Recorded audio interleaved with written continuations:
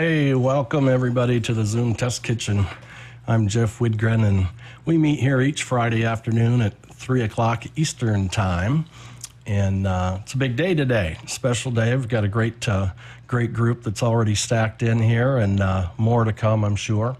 And due to the reason of a big release from Zoom Liminal and the ZoomOSC 4.1 release, which has been long awaited, and it's just packed with release notes and new features and so forth, along with some short discussion up front here on the exciting releases and improvements of the Zoom rooms as well. And so here visiting with us, that's going to share a lot of those details, is our friend Andy Carluccio with Zoom.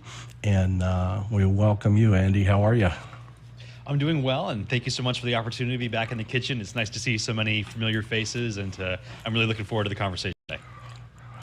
Absolutely. So glad to have you back. It's been a while, but you know, I know you and I have kept in touch and so forth. But needless to say, a lot of folks maybe haven't heard from you quite so much, except for a couple days ago on office hours, right, when you got all this teed up and got everybody excited about it. And today we'll be able to take some time. Zoom Test Kitchen has really never had an ending time, but at the same time, we respect and thank Andy and those from Zoom that are here today for spending some of their vacation day with us. They've got a July 4th holiday, which is celebrated Zoom today and Monday. And so thanks so much for making that extra effort for the Zoom Test Kitchen's community, and so we can have so much to walk away with and work with as a result as well. So who's Andy, who else is here with you? I saw Kevin Babcock. Yeah, I see Kevin today. Always good to see Kevin. Again, as I said, gave an open invitation to a couple other folks on the team, but as it is their day off, I don't know if they'll be able to make it or not. We might see them later in the show, but we'll definitely keep an eye out. But I definitely have a full ability to dive in and answer any questions you guys have. So absolutely.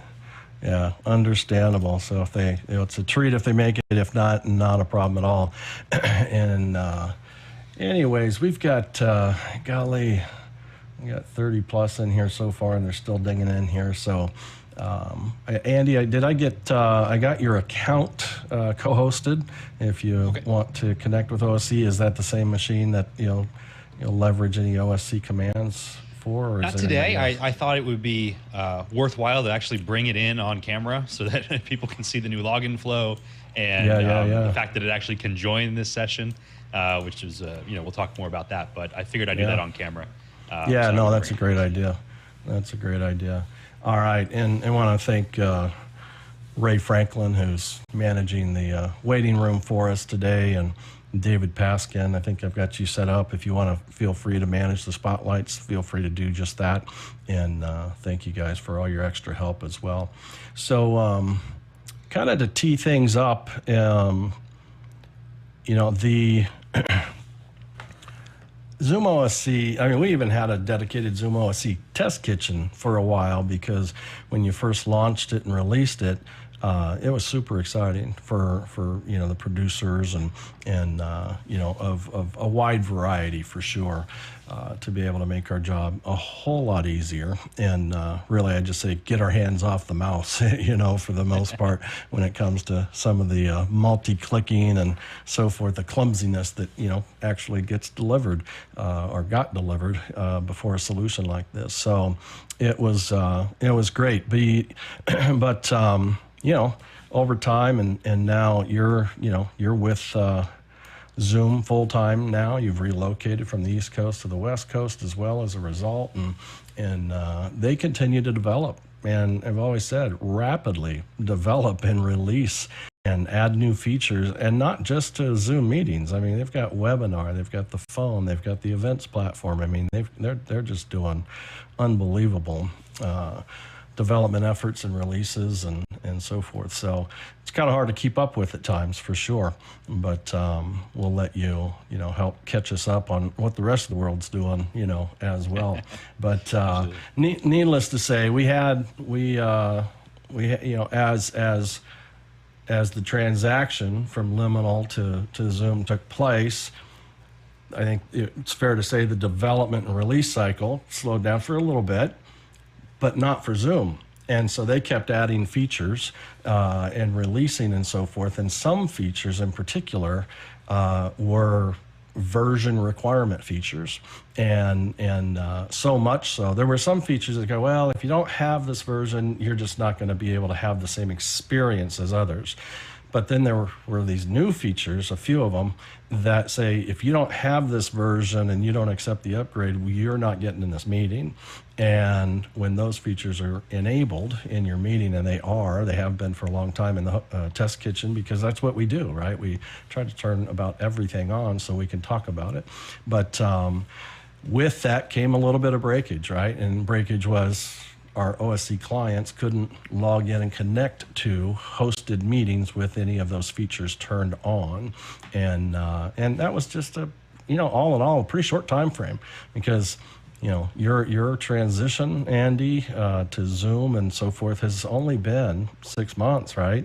And there's already a major release, which is pretty doggone impressive at that, and you're going to log in, like you said, with the latest ZoomOSC into this meeting, and I can promise you, because I experienced it a while ago, was my previous OSC client could not get connected to this meeting. And so a lot of things have been resolved in a very, very good way. So have I missed anything? That's kind of the prelude to kind of where we've been and what we've gotten to, without talking about features in particular.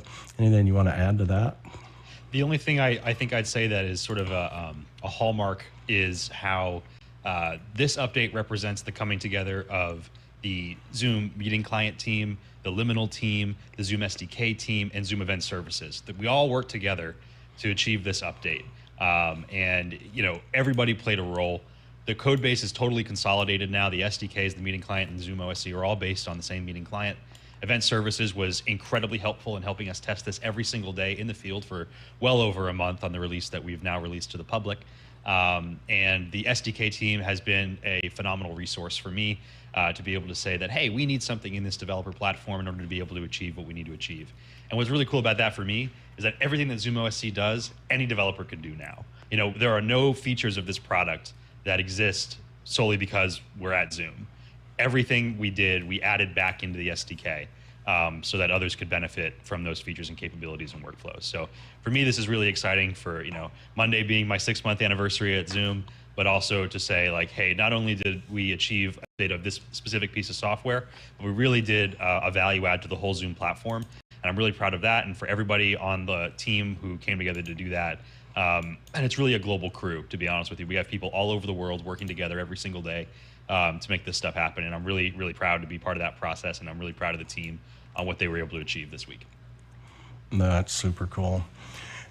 We appreciate all your efforts, and I love knowing you've got a bigger team, Yeah. and a lot more contributors, which means, quicker turnaround and a lot more testing, a lot more eyes on it and so forth. And, yet another benefit of the events team too, of, really going out there, especially for us. I mean, you and I were talking the other night, and there's folks, a lot of folks way outside the production space using this tool.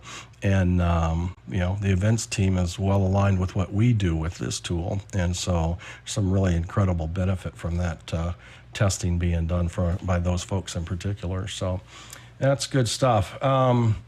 Any other setup? I've got, everybody who's here, Andy and I's plan is to, just kind of chat back and forth and go through the release notes and it's from top to bottom. Release 4.1.0, that's the change log, and it's lengthy. There's a lot of things to go through and talk about and describe. So and let me open my chat window. There's some chats there. I can also, I think what would make sense for me to give a general update on, a summary of what we're going to talk about, what was released this week, what did we actually do, so that we frame the conversation around what's going on there. So let me start with that. So this week there were 3 main announcements. One, on Sunday night we released Zoom Room 5.11. And the events engineering team, which is my team at Zoom, included a couple of production-related features in that update, mainly surrounding NDI. So as you know, about a year ago, NDI was added to Zoom Rooms. So what was cool about that is that it introduced isolated audio as well. And it was right around the time, that ZoomISO came out. And what was so cool about that is that suddenly we went from a landscape where we didn't really have any ways other than screen scraping to get content out of Zoom to suddenly a variety of both first-party and third-party ways of being able to interact with that. So it's really exciting to come back now, basically a year later, and add what we've added here to Zoom Room. So the highlights for that are that we've moved to NDI 5, but more importantly, we've doubled or quadrupled the number of NDI outputs from a single Zoom Room based on how you look at it. So you should be able to get on, for example, an M1 Mac Mini, 6 at 1080p and 12 at 720p. So when you look in the Zoom Room controller, there's going to be 12 outputs available there, and we'll look at that a little later.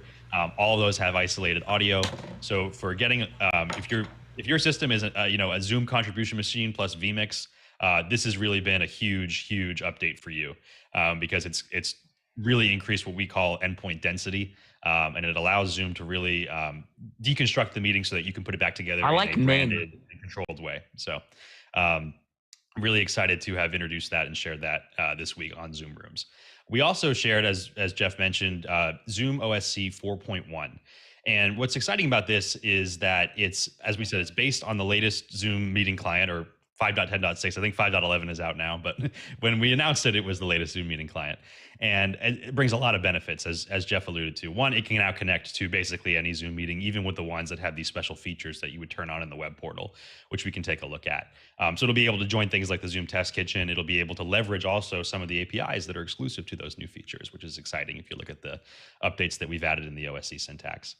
The other thing that's really exciting about this is that it introduces a ZoomOSC to the Zoom app marketplace. It might not be exactly obvious off the bat why that's so important, but it allows us to sign in with an actual Zoom account. So now we have this button that says sign in with Zoom. And when you hit that, it brings you to zoom.us. And you can sign in just like any way you would sign into your Zoom client today. And then it brings you back to ZoomOSC, and it's logged in as that user.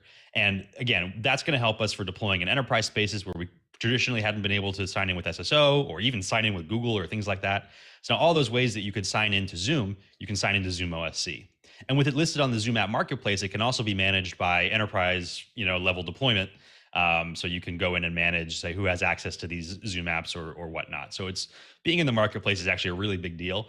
And it's super exciting to be part of that, because it allows you to join more meetings than you've ever been able to join before with these tools. So that's really exciting. The last thing I think I'll say is that we also talked a little bit about ZoomISO this week on Office Hours. And I know that's a really popular product, and there's probably going to be a lot of interest in talking about that. So I want to share a couple of quick things about it. Number one, we said earlier this month that the Liminal team inside of Zoom would be releasing updates to both ZoomOSC and ZoomISO this summer. You've seen the ZoomOSC update this week, and ZoomISO is built on top of ZoomOSC. So that's going to come next. We're still committed to that summer release, as we said before. So that's out, something that we're still working on. But everything we're going to talk about today, because ZoomISO is built on the Mac version of ZoomOSC, is going to apply. So all this sign-in stuff, all of this, using the latest meeting client and all that stuff, that's all going to apply here, as well as all the OSC commands. Because if you remember that all the ZoomOSC commands live inside of ZoomISO, so that's something that you're going to be able to map onto that conversation in the future when we're ready. Also, the extra outputs that we have been able to achieve with Zoom Rooms will either be met or exceeded on equivalent hardware with the next ZoomISO update as well. So if you were wondering, like, hey, does this signal, like with what we're doing with Zoom Rooms here, does that mean that like we're not really serious about ZoomISO anymore, or that we're moving totally in that direction? No, we just want you to have a variety of options, because there's some situations where the appliance focused form factor is going to make a lot of sense. And there's other situations where a more desktop form factor like ZoomISO is going to make more sense. And so we're supporting all of that. And we continue to support both ZoomOSC and ZoomISO for the foreseeable future. And the last thing I'll say too on that is that we also have updated, and we shared this a little bit a while ago, but it kind of got buried under the news, a new companion module for ZoomOSC and ZoomISO. And we've actually engaged directly with the BitFocus team, some members of the core team, to not only update our module, but really take a look at the BitFocus companion platform as a whole and see how, because we have one of the more complex modules on there, how can we really provide a full value chain on this update and really focus in on it. And what's interesting about this is that we're building this update entirely in public view, because Companion is a open source project, and we've taking that seriously and we respect that. So everything that we're building every single week, we're pushing new stuff into Companion and we're building it in the open. So while I wouldn't say go use it, download it now and use it into production, if you want to get a sense of what we're doing with Companion and how ZoomOSC and ZoomISO are going to relate to that, and even lend your voice to that conversation, we're building it all in public, and we invite your feedback on what we're doing there. And I look forward to sharing a little bit more about how Companion structures into this whole update maybe later today if there are questions on that. So Jeff, with that, I'll turn it back to you, and I'm happy to take this conversation wherever you'd like it to go. Very good. I'll as far as questions on the fly during the discussion, as always in the Zoom Test Kitchen, they're welcome. If you either want to put them in the chat and or raise your digital hand, we'll respond either way to that. And we'll start from there. The kind of the first changelog item is really attending to that inability for a little while for ZoomOSC to connect to meetings with some of those latest features that pose that requirement. And so this is 4.1.0 is based on the Zoom meeting client 5.10.6, which you mentioned, which is there. So it makes things a whole lot easier there. I have a question on that that says, says, does it stay up to date, or does it have to be recompiled and released again to be up to date, or is it dependent on a foundation that it's referencing that continue? If it updates, ZoomOSC is updated. I mean, what's the relationship there, and what can we expect on being out of date or staying up to date on that moving forward? So from an SDK perspective, there was a huge paradigm shift right around the time that the Liminal team joined Zoom around the meeting SDK, which is what ZoomOSC is built on. And that change was that the SDK is now built on the meeting client itself. And that has a lot of benefits. And one of the things that allows us to do is every time there's a new meeting client release, we can follow it within about a week with a meeting SDK release. But in order to get from meeting SDK 5.7.3 to meeting SDK 5.9 or later, there's a lot of re-architecting that's required because it actually is totally different code bases underneath the hood. And the SDK methods are similar, but how they're implemented is really changed. So part of the reason that we took 6 months to be able to do this update is that we really went back to brass tacks, and from the meeting client all the way up to ZoomOSC, re-architected a whole bunch of stuff that was going on there to make it more efficient. We moved to 64-bit, multi-threading, all that kind of stuff that was involved in that migration. Now, that being said, there isn't an auto update function added as a result of this. However, it's a lot easier for us to be able to ship a new version based on a new meeting client version. And I think the way that we're going to determine whether or not we need to do that or not is if a new meeting client version introduces a workflow or feature that would require minimum versioning to be enforced across the meeting, which would cause ZoomOSC to not be able to join. That was the situation we were in previously, and my stance is part of continuing to support these applications is to make sure they can join the latest and greatest Zoom meetings and what those meetings offer. So with, for example, meeting client 5.11, I don't believe there are any features that require minimum version to be enforced across the meeting.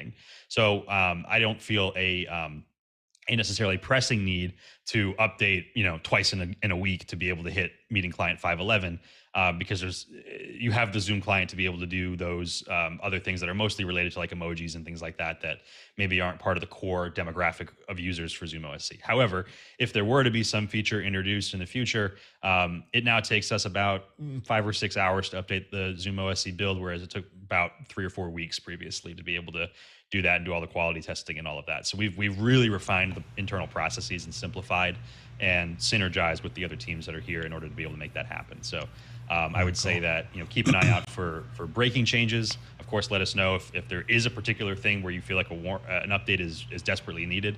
It's a lot easier for us to do it now than it was previously. Cool. How I don't know how much you can share on this particular question, but when there's a new Zoom client release and there's features, something new with breakout rooms or something that's really attractive to a lot of Zoom, admins. When they release that, have they already updated the SDK in some fashion that gives accessibility to some of those features, or is that a trailing task, if you will? Well, it used to be that the way that the SDK was built, it was sort of like an imitation client. And so the teams were totally separated and the code bases were totally separated. So the Zoom meeting client would add a feature and then the SDK team would look at that and be like, okay, now time for us to implement that feature. And they would start that process. But now there's only one code base for the meeting client now that propagates all the way through to the SDK. So when the meeting client is released, it typically still follows. We typically don't lead with an SDK update with the feature in it. But I think the changelog would show you on the meeting SDK that typically it's like 1 to 2 weeks later, there's a meeting SDK update that has all of those features baked into it. Not all of them necessarily have interfaces in the SDK to be able to access those features, but you can sort of rebase off of meeting client 5.11, for example. Even if all of the features aren't exposed programmatically in the SDK, the precompiled component that manages the client would be available to you typically within about 2 weeks of a major release. Where it used to be, for example, that like multi-spotlighting, when that was added to Zoom about, what was that, a year ago, 2 years ago? That took about 6 months to get added to the SDK. And then, of course, it takes me a bunch of time to be able to then implement that into ZoomOSC. But now everything's a lot simpler in order to be able to manage all that. So our time has really compressed around a single release point. Very cool. Thanks for the explanation on that. So the next release note is about the sign in with Zoom, and it may be time to share that experience visually and so forth. But it's different. But the first time I signed in, I don't know how many people here have on the new 4.1. It's different, but it's incredibly, I mean, it's simple and it's powerful. And I'm not even touching it from the corporate perspective, right? I think I talked about that corporate perspective being even more powerful at that, and the deployment because it's a Zoom app as well that you mentioned. So anyways, I'll turn it back over to you pretty quickly, and just for a demo of the actual getting in for the first time on this new release. Absolutely. So I'm going to do that virtual camera thing. So cube zoom over to the release notes here. Let me pull up myself on a little, let me do this actually, picture in picture. And then let me grab ZoomOSC. And we have, as you know, in Windows, we've got, the ZoomOSC sidecar application and ZoomOSC itself. On macOS, it looks a little bit different, but the flow is going to be basically the same. So we've introduced now in this top carousel additional options for signing in. So it now reads sign in, join with Zach, and join without login. So starting from the back, join without login basically means you're going to put in a meeting ID and a username and a password. And that's going to be how you get in. That can get you into a lot of meetings that don't require authentication, meetings that you don't need to be a specific participant. Zoom has this concept of not being logged into the client and being able to join a meeting. So for a lot of meetings, that's going to be the easiest way to get in. Just go ahead and sign in like that. Hey, Andy, are you able to magnify your screen just a little bit? Yeah, I would love to. Let me see if I can maybe scale it up do a little zoom. There we go. Over there. Oh, whoa, whoa. There we go. Whoa. So if we look at, let me take my picture. I'm a Zoom admin. All right. So Peter, I will eat your ass. Okay. All right, so they're gone. Okay, thanks. So we've got join without login, so meeting number, name display, password. Join with Zach. This is really exciting for our Cust Create API users like Obvio. So if you know like Blue Melanic or Grant Whitehead, this allows their product to basically connect directly into Zoom. I won't get too into this one right now, but it's a really powerful feature for connecting other developers into ZoomOSC to be able to take control and build a value chain. So signing with Zoom is the new one. So if I click this button, I'm going to have to zoom back out again when this happens because I've gone to the web page now. But let's see here. Let me reset that. All right. So you see I'm on a Zoom sign-in page. And this domain here is zoom.us. So we're on the Zoom sign-in page right now. And so I can sign in via, SSO, Apple, Google, Facebook, email address, and password. So all the ways that I would sign into a Zoom client today, I can sign in through here. So what's going to happen is if I put in a account like sign in with Google, and I'm going to select my liminal account. Of course, for me, it's going to go directly into this this window here, which is, do you want to open ZoomOSC? And if I do that, you'll see that the ZoomOSC app is now in the signed in view where I can start meetings, join meetings, configure things, all of that.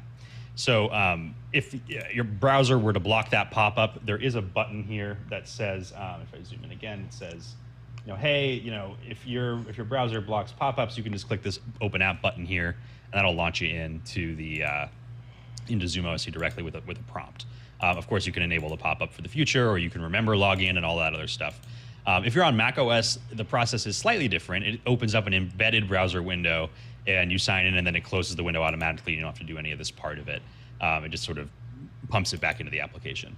The first time you do this, which I'm not able to show you right now, you're going to see a button that says, would you like to allow ZoomOSC on this account? And that's that marketplace feature where you're basically just going to click allow, and then you'll never see that again unless you choose to remove it from your account. And when you click allow, you'll be able to sort of just speed through this sign-in process moving forward. So one quick other note about this is that remembering sign-in is no longer part of like ZoomOSC's responsibility. That's all managed now through the browser, and in Mac OS's case, the embedded browser. So for example, if I want to sign out, if I click remember sign in and I sign in with an account and now I'm hitting login, it's just instantly logging me in, and I want to sign out again, default browser, go to zoom.us, sign out. It's whatever is signed in the browser. And login is all remembered through the online login process. The app doesn't store login states anymore. Leland, do you have a question on that? I caught you too fast. No, I couldn't unmute. He had me locked down. So yeah, just one question now. Is this going to affect Zoom ISO at all with the login possibilities that are existing at this point until you update Zoom ISO? So not until we update Zoom ISO. However, if you have a sign in with Google type account, what you can do is you can enable the alternate account password. And the way you do that is you go to the zoom.us and you hit sign up, and then you use the email address for the sign in with Google account. So if it's like, leland.best@gmail.com, and you already have a sign in with Google account, you would say sign up, use the same email address, set a password as though you were making a new account. Zoom will link the two, and then you can use that password for the email login in Zoom ISO. So that's how it would work today. But as I said before, all the stuff that we're talking about in OSC will apply to ISO in the next update.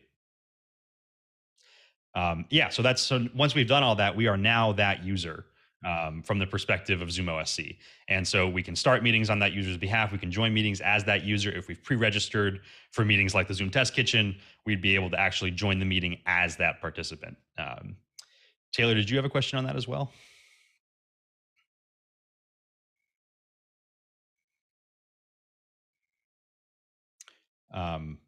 Here we go. Yeah, there we go. We're getting there. Sorry, I was not able to turn on my video either. But yeah, so Andy, you said it's always the default browser it pulls up? So it opens up for Windows at least, it's whatever you've listed in Windows settings as the default browser when you open a link. And in Macintosh, it's typically Safari, unless... No, on Macintosh, it's not going to be any of that default browser stuff. It's going to be opening an embedded window inside of the app where you'll manage the sign in from there.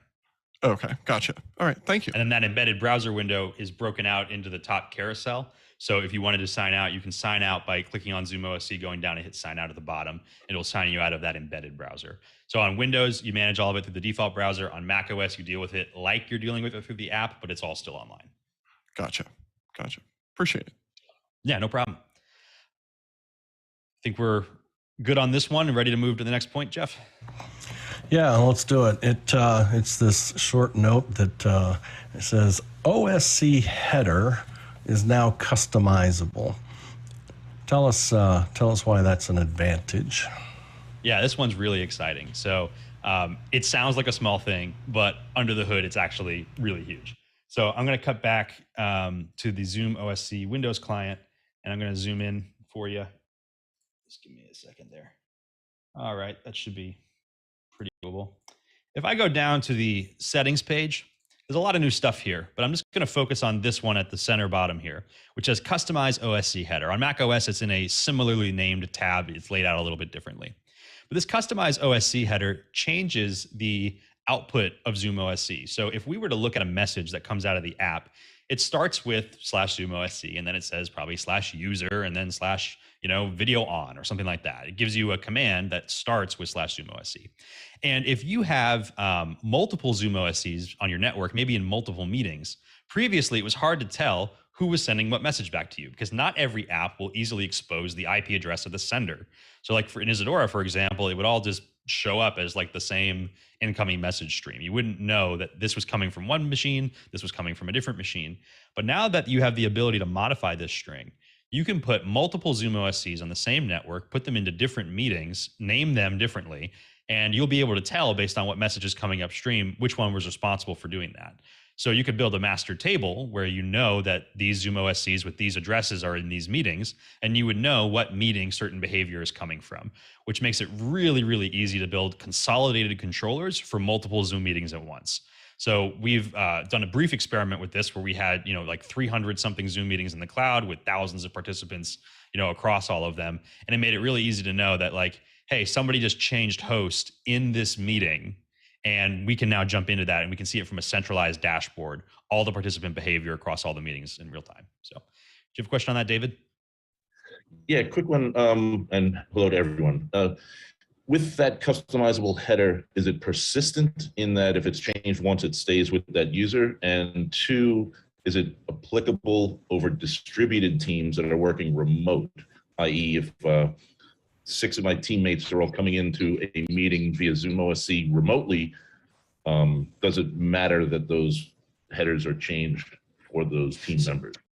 So to your first question, every setting on ZoomOSC is persistently applied, and you have the ability actually to save a .zosc preference file and share it, load it, reinitialize it, however you want to do it. So if you wanted to be kind of the expert on this and preset a bunch of ZoomOSC settings and give them out to your team and just tell them to load them in, you could absolutely do something like that. But it will be persistent once you apply it. And it's totally fine for multiple clients to have different headers, each maybe a team member's name or something like that. That's totally fine. Part of the beauty of the Zoom architecture is that everything's a client. So all the clients will just join together, and they'll, have their own configuration and settings and functionalities and all of that, but they won't necessarily interfere with each other. Now, of course, it's, good practice to make sure that, you don't end up back in the same situation before with two people using the same name, and now you've kind of lost the advantage of it. So you want some wetware organization of maybe these things, but there's no functional issue with any of that. Cool. Awesome. Very cool. Do I understand it right? I mean, some early advantages my brain's processing is, if for nothing else, let's say we've got three to five remote team members, they're all using OSC and sending those commands centrally, but from remote locations. So if they each had their own OSC header, at that point, if for nothing else, I'd have a log, an audit log of calls made by each individual operator. Is that a correct understanding? Just kind of a look back on an audit log? An audit log of outputs. So it's more for understanding and tagging behavior versus who sent what. We'll get to who sent what in a second. There's another feature for that. But the customizable header is for the outputs of ZoomOSC to self-declare in a custom way where they're coming from. Gotcha. Anybody else with questions on that? All right. Well, the next one is breakout rooms. And sure, nobody wants to talk about that. Yeah. And it's prefixed still with beta, and you describe why. But and this was one of those things that, like, just towards your transfer into Zoom, we started hearing about. You started tapping into breakout rooms, and so we didn't really get a lot of chance. You did write some custom apps for myself and others, I'm sure, that managed it, but it never really got released. But now it's released, and since then, Zoom released a lot of more functionality into breakout rooms as well. So that's pretty exciting. Yeah, I'll give you a brief tour, and let's talk first about why we say this is still in beta. So it's not because it's experimental, or because we haven't tested it, or because we don't know that certain things work. It's that breakout rooms are complicated. And we felt that putting the beta flag in front of this would kind of encourage everybody to make sure they test this. before they put it in production. Because as maybe this group, not such a big deal, but for other groups who wonder, kind of just ad hoc about how to run a breakout room, they might get upset when they try to send somebody to a breakout room when the breakout room isn't open, thinking that was actually an assignment operation. Or when the breakout rooms are open, they say assign user to breakout room, and then nobody moves anywhere. Well, that's because you're supposed to use send to breakout room. And so there's multiple phases, right, to the process. You have to create the rooms, configure the rooms, assign people to the rooms, open the rooms, send to the room, remove from room, rename room. There's a process to doing all of this stuff. And we felt that it would be disingenuous for us to say, also without a global UUID for each user, which sort of plays into this whole sequential process and why it's important, that we just give you all these tools and then you just expect to be able to run them in any order or change fundamental parts about how Zoom breakout rooms work just because we gave you the ability to call them in a different order. That's not what we're doing here. What we're giving you the ability to do is programmatically do everything that you would do through the user interface. And that does allow you to create customized behavior. So for example, if you wanted to, everybody, whose name starts with J, go to one breakout room, and everybody whose name starts with L, go to another breakout room. Like, that's not a behavior that you have a button for inside of Zoom, but you could do that by having an operator sit there, assign. And that's basically what ZoomOSC is, right? It's calling all those user interface functions, but in a programmatic way. And so that allows you to do that very rapidly versus a person who would have to go there and it'd be a lot of effort and labor and all of that. Or in Jeff's case, where we did sort of the speed dating style interface where we had, one executive in each breakout room, and then we rotate the sellers through all those rooms and do something like that, leave people behind, send other people. Again, things an operator could do one by one by clicking through, but we can do it in about a second, whereas a person might take, 30 seconds, 40 seconds to be able to do something like that. So what is the actual feature? Well, for most of the things you would do in a breakout room, creating them, assigning, renaming, configuring, all that stuff, there's now OSC commands to be able to do all of that. Likewise, there's also callbacks to be able to get a list of the breakout rooms and get us, the list of unassigned users and all of that. So this is really exciting for us and for event services, because one of the big requests that come in is, hey, I want to have breakout rooms work in a different way or with different logic. And now with ZoomOSC, we have the ability to drive customized breakout room behavior. But again, please test it first. Breakout rooms are complicated. There's a lot going on there. And it's really important that you thoroughly vet your workflow before you try to use it in production. Hence, it's a beta. So breakout rooms are an interesting bird for sure, as far as management goes. I think anybody who's tried to have multiple operators because of, let's say, sheer numbers of people manage breakout rooms, that's just a no-go, right? Because the screen doesn't, stay refreshed well enough. It's the first one or last one, I guess, depending on what you're going to press the button for, wins, right, as far as the config. So you can't have, Josh and I, he's configuring breakout rooms, I'm configuring breakout rooms at the same time on our own computers, and I say go and open them, and then what, right? And it doesn't break things for him. It just immediately changes his expectations of what his work's going to accomplish. And so does ZoomOSC help? ZoomOSC or ZoomOSC coupled with Isadora, as far as like the ability to refresh and see accurate statuses and so forth like that. I mean, is there any applicability to that refresh challenge and so forth there? Yeah, so something interesting that we've observed is that the act of opening breakout rooms is like a synchronization point for both the SDK's understanding of what's happening and for the UI's understanding of what's happening, as well as for all the other participants. It's sort of like this sync point that happens across all of those services. The way that this is architected, changes that you make through the SDK don't necessarily reflect in the user interface until you open the rooms. And then the UI and what the SDK has been doing sync up.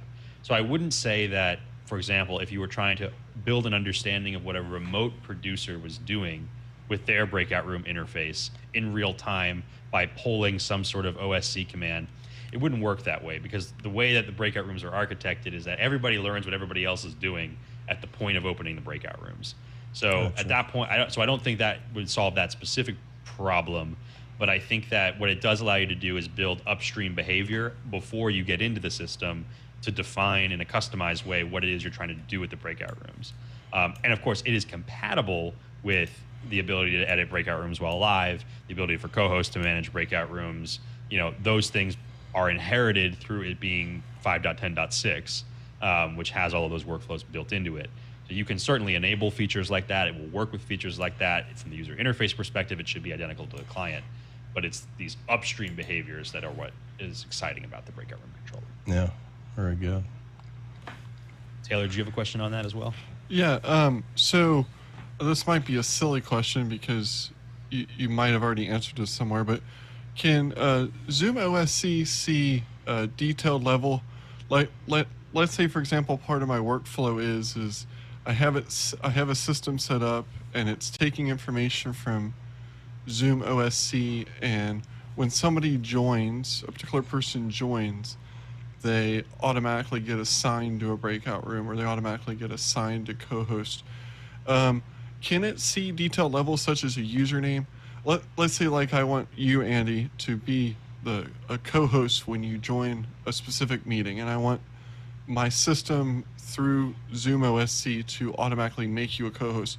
But I don't necessarily want to do it based on the name that you type in, because I could join a meeting and type in your first and last name. Can it see things down to root level, such as like a username or a unique ID? Well, it can certainly see the username, but it doesn't have a global UUID. So there isn't a way, unless you know. So let me put it like this: there are 4 ways that ZoomOSC will identify a participant. It'll identify them via what we call a target ID, which I'm not going to go into too much detail on because it isn't applicable here. Their username, their Zoom ID, which is an ID that is given by Zoom to this participant, however, is not persistent. So anytime you leave or come back, it's a different number, or by your position in the gallery view, which we call the gallery index. So you have those 4 ways of working with people. And Zoom ID is the closest to what you're looking for. However, it's not persistent, so you would not know ahead of that participant joining what their Zoom ID is going to be. And likewise, if they left and came back, it would not be persistent. And so there is no concept of a global UUID inside of the Zoom Meeting SDK.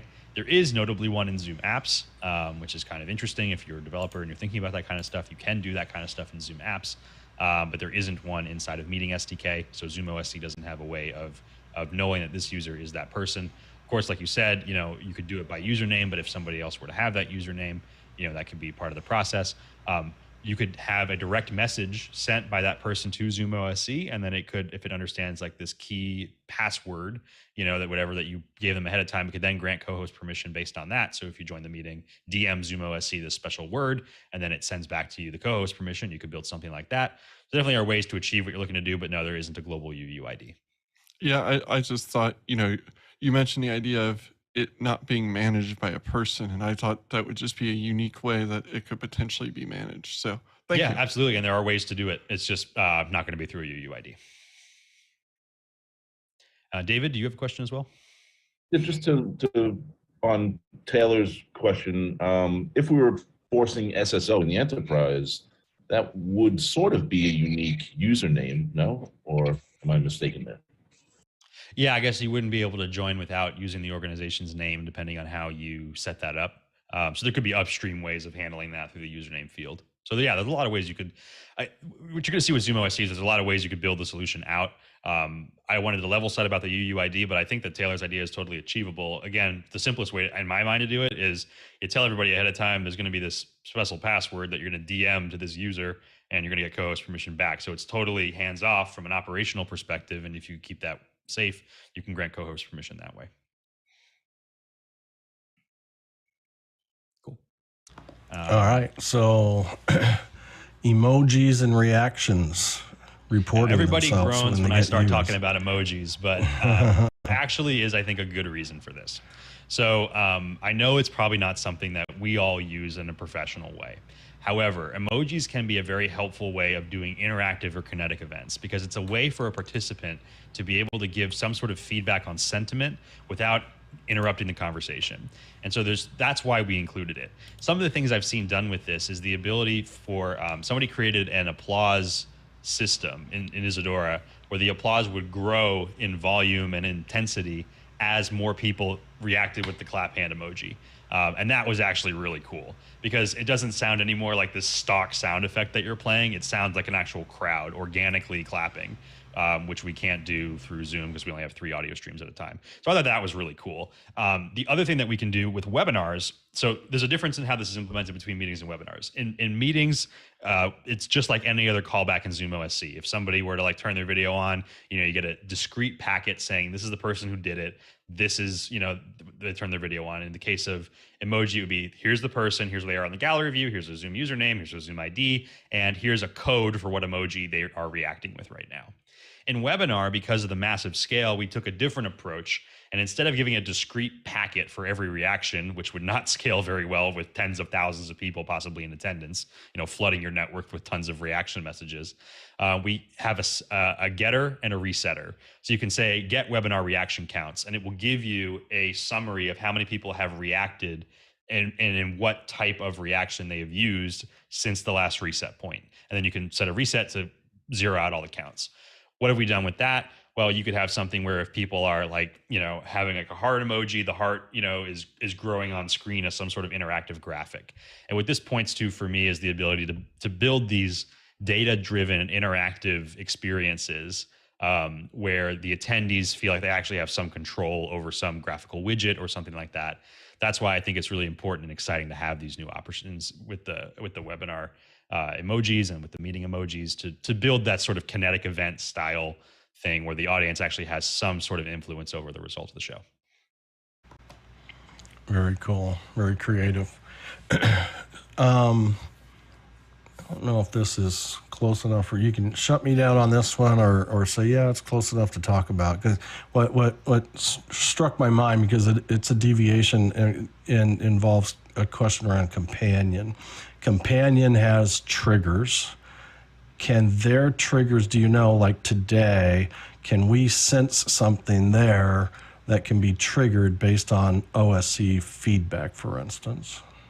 I think you could. I actually don't know specifically whether that's on Companion or whether it's on the module maker to do that type of interaction with the trigger system. Again, where my knowledge starts to break down is that, like, I know that in something like Isadora, yeah, we can make a pairing between input OSC behavior and output behavior of any sort.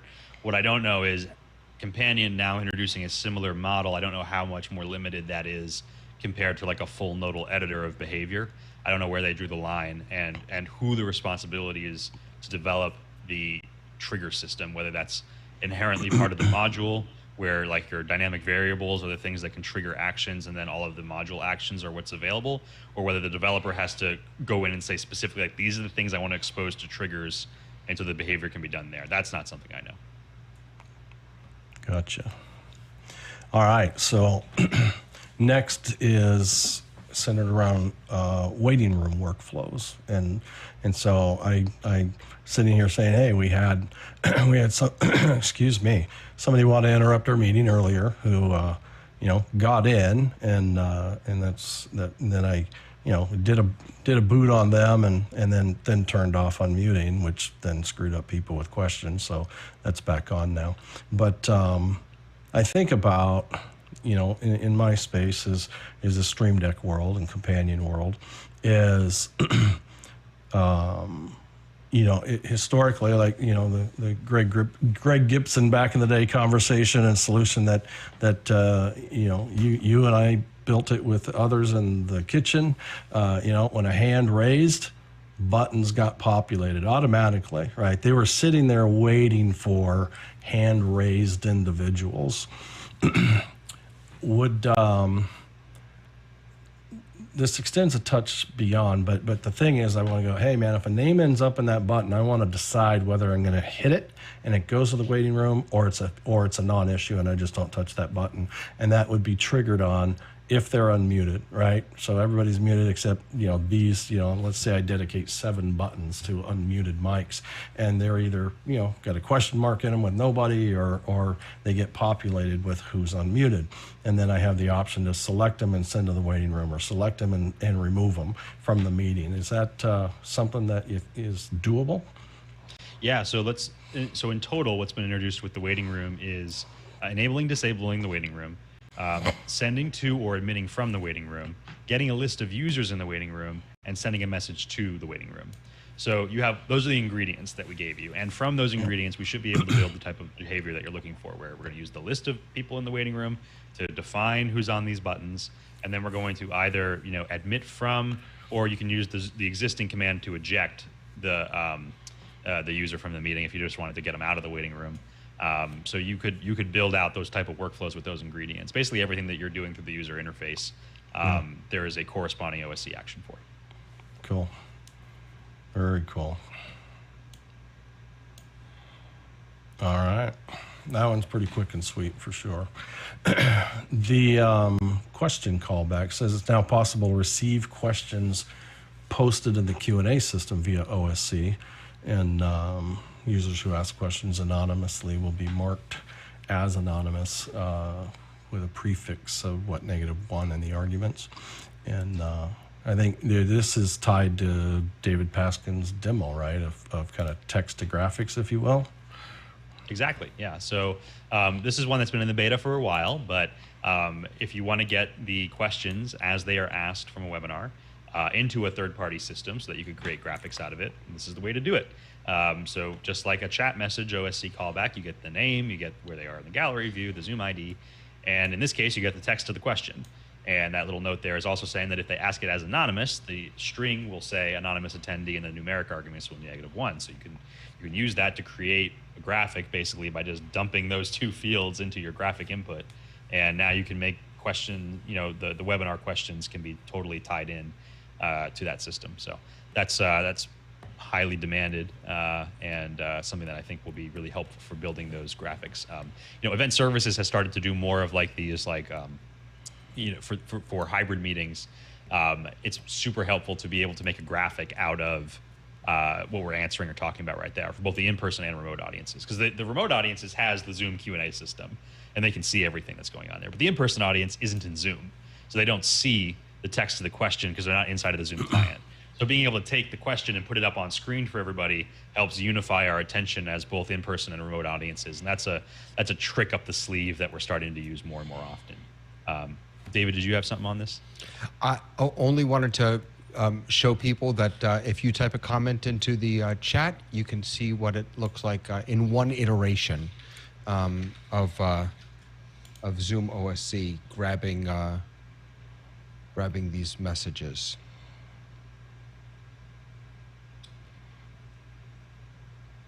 And David's got a really good YouTube video that you can go check out about how all this works. But basically, it's all flowing into Isadora, and then he can select from a list, and then he can output them to make graphics out of it. So it's a super handy little thing. Yeah, I love it.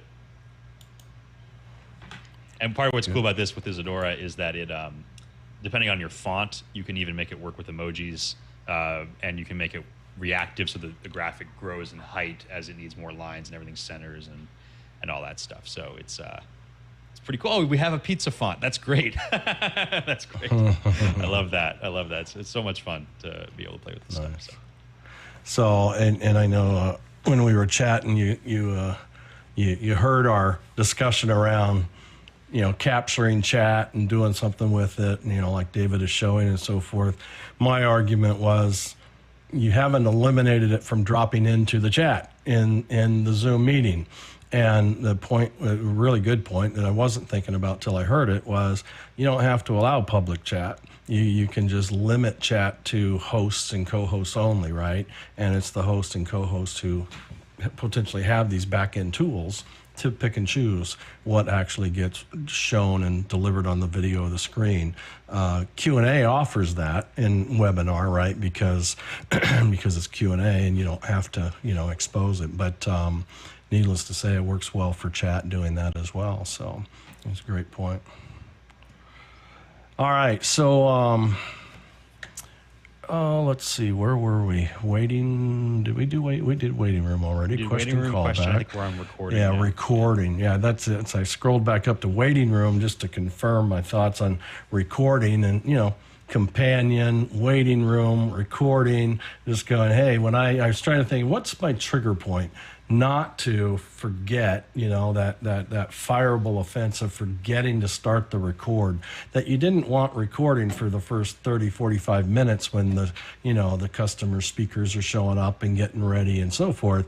But when do you want to confirm that, recording is open? And maybe it's that, you've disabled now with one button, multi-actioned button, you can disable the waiting room, and the very next action that also happens is to begin the record, or maybe it's the opposite. And so super, super powerful and slick, but super simple too. I'll tell you one of the things I'm really excited about with this is the ability to scale up the possibilities with recording. So imagine you have recording enabled in the waiting rooms, and you have a ZoomOSC in the breakout rooms, and you have a ZoomOSC in each breakout room. One command to all the bots to start local recording, and now you're ISO recording every breakout room with a single command, right? Or maybe you're doing something. This was a request from Event Services where we were doing an event where there's a press pool, and they all need to be able to local record that meeting so that they instantly have a copy of it and don't have to wait for the admin to send out the cloud recording link, because they have to put this out in the news segment, and it's like a live, event. So with one button, we can grant recording permission to everybody from the press pool in the meeting, and they can all start their local recordings on their side, and then we can end it at the end of that. And so again, rather than having to sit there and be like, grant permission, or worse, make co-host of everybody in the meeting, we can granularly send that specific permission with /zoom/all/allowed to local record. And now everybody's got the permission, and that's a one button solution to a thing that would take minutes to be able to do. So the breakout room management dialog now shows some status icons of like your microphone and your video. Do you know, does it show a recording icon if somebody is in that breakout room recording? I don't have know that no off the idea. top of my head. Yeah, I'm not sure. Okay. That'd be interesting, because then my next question would be, can we temporarily grant and say, grant, we see you've turned on the record, ungrant, and the record stays on, or would it actually kill it? And I don't think it would kill it, because you're not the one turning it on. But needless to say, those are just thoughts. I'd like to minimize the permissions and minimize the amount of time permissions are given as well, if it's possible. So very powerful, very good stuff. Taylor, do you have a question on that? Yeah, so my question is does ZoomOSC have the ability to override backend permissions? No. So it has to be enabled a minimum on the backend. So let's say, for example, you need host or co-host permissions traditionally to record. Can you send a command via OSC and all of a sudden let everybody local record even though they're not co-host? No, you have to grant the permission. Granular? You have to grant the permission just like you would in the client. So ZoomOSC in this sense is a remote button presser for these actions that can just do it programmatically and in a batch action way. So what we would do there is we would send a single command /zoom/all/allowed to record, and that would enable the ability for all the far end participants to start their local recording. But it doesn't override any admin level setting. If you've disabled recording for the meeting, the command will just fail, and it'll tell you that it failed, and it'll tell you the reason that it failed is because it doesn't have the ability to do that. That's error code 4. So it'll give you a warning. And on local records, there is no need for co-host assignment. Just simply granting local record is enough, right? That's right.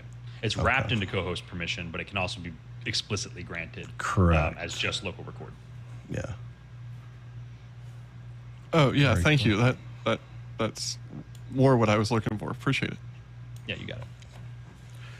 So the next is the order of Spotlight users can now be received. So if you need to have that list in indexed order, you can get that via OSC.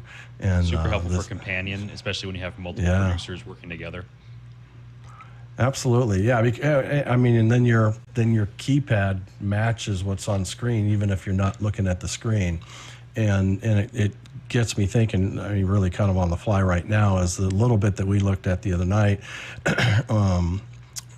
of kind of the select process first, and then the actionable process next. the ability to see, you know, let's say or you have spotlights, you get 6 spotlights, they're in order left to right on my Stream Deck, is just unhighlight these 2 and then create the action to remove the spotlight.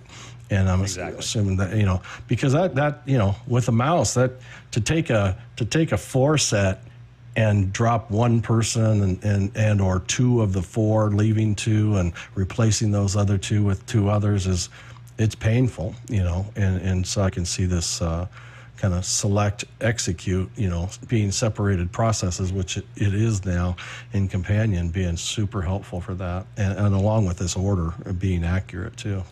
Yeah, and I think that if you imagine now even that, like, you want to do that, but you want to do it with remote teams. So you have one person who's responsible for the spotlighting and somebody else who's responsible for like mute on mute. Well, now both of your Stream Decks match because both of you know the spotlight order, even though you weren't the one to apply the spotlight. Yeah. You've synced up your Stream Decks remotely. So when you spotlight in this select execute spotlight type workflow on a Stream Deck, if I say select, I got these 4, and that was the order I selected them, am I promised that will be the order that they get spotlit as well? That's the intention. I don't know. Again, it's an alpha, so I don't know if it does that right now, but that's the intention. Okay. Gotcha. Very good. And minor bug fixes. Yeah, that earlier point I just wanted to make about, you know, the Zoom team really came together on this, and Event Services, I owe you guys a lot because you've been so helpful in testing these betas over the past several months and telling us, you know, like the whole recording thing came right from Event Services. Like, we need the ability to do this type of thing. Same with Emojis. You know, Event Services is out there in the field doing this stuff every single day and making really amazing production tools and production shows. And they were a great amplifying voice to the ZoomOSC user community, but also because they're part of our team, we were able to give them really early builds and share things in a more internal way and get their feedback. So I'm very grateful to them, to the SDK team, to the meeting team, everybody who worked together on this. And I think now you, as the customer, will see a lot of value from multiple teams at Zoom working together on this product. So it's exciting. That's awesome. So, oh my gosh moment, gallery tracking for Windows. Yay. Yeah. How did that happen? That's what I want to know. It's like, holy smokes. So my basic, as you all know, this is one of my top requests for the meeting SDK. So you can imagine what my first day at Zoom looked like. Where it's like, all right, I want to know who's responsible for that. And I want to have a meeting on the calendar for tomorrow. So that was a very early conversation. The meeting SDK now has the ability to programmatically access the order of people in the gallery view, which awesome. The way that we had implemented on macOS was basically using some of these like UI tools to be able to like look at the gallery view as this object. But the meeting SDK wasn't enabling any of that.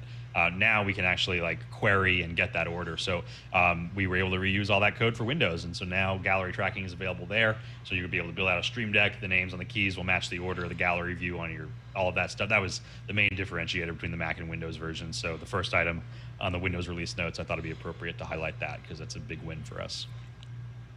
That's cool.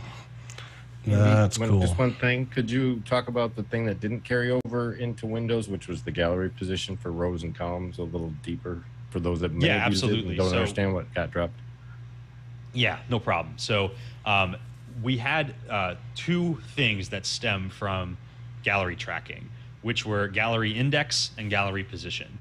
Gallery index is a 0 index list that if you were to unwrap the gallery and start from the top left and end in the bottom right, those indices starting counting at 0 would correspond to the users in those positions.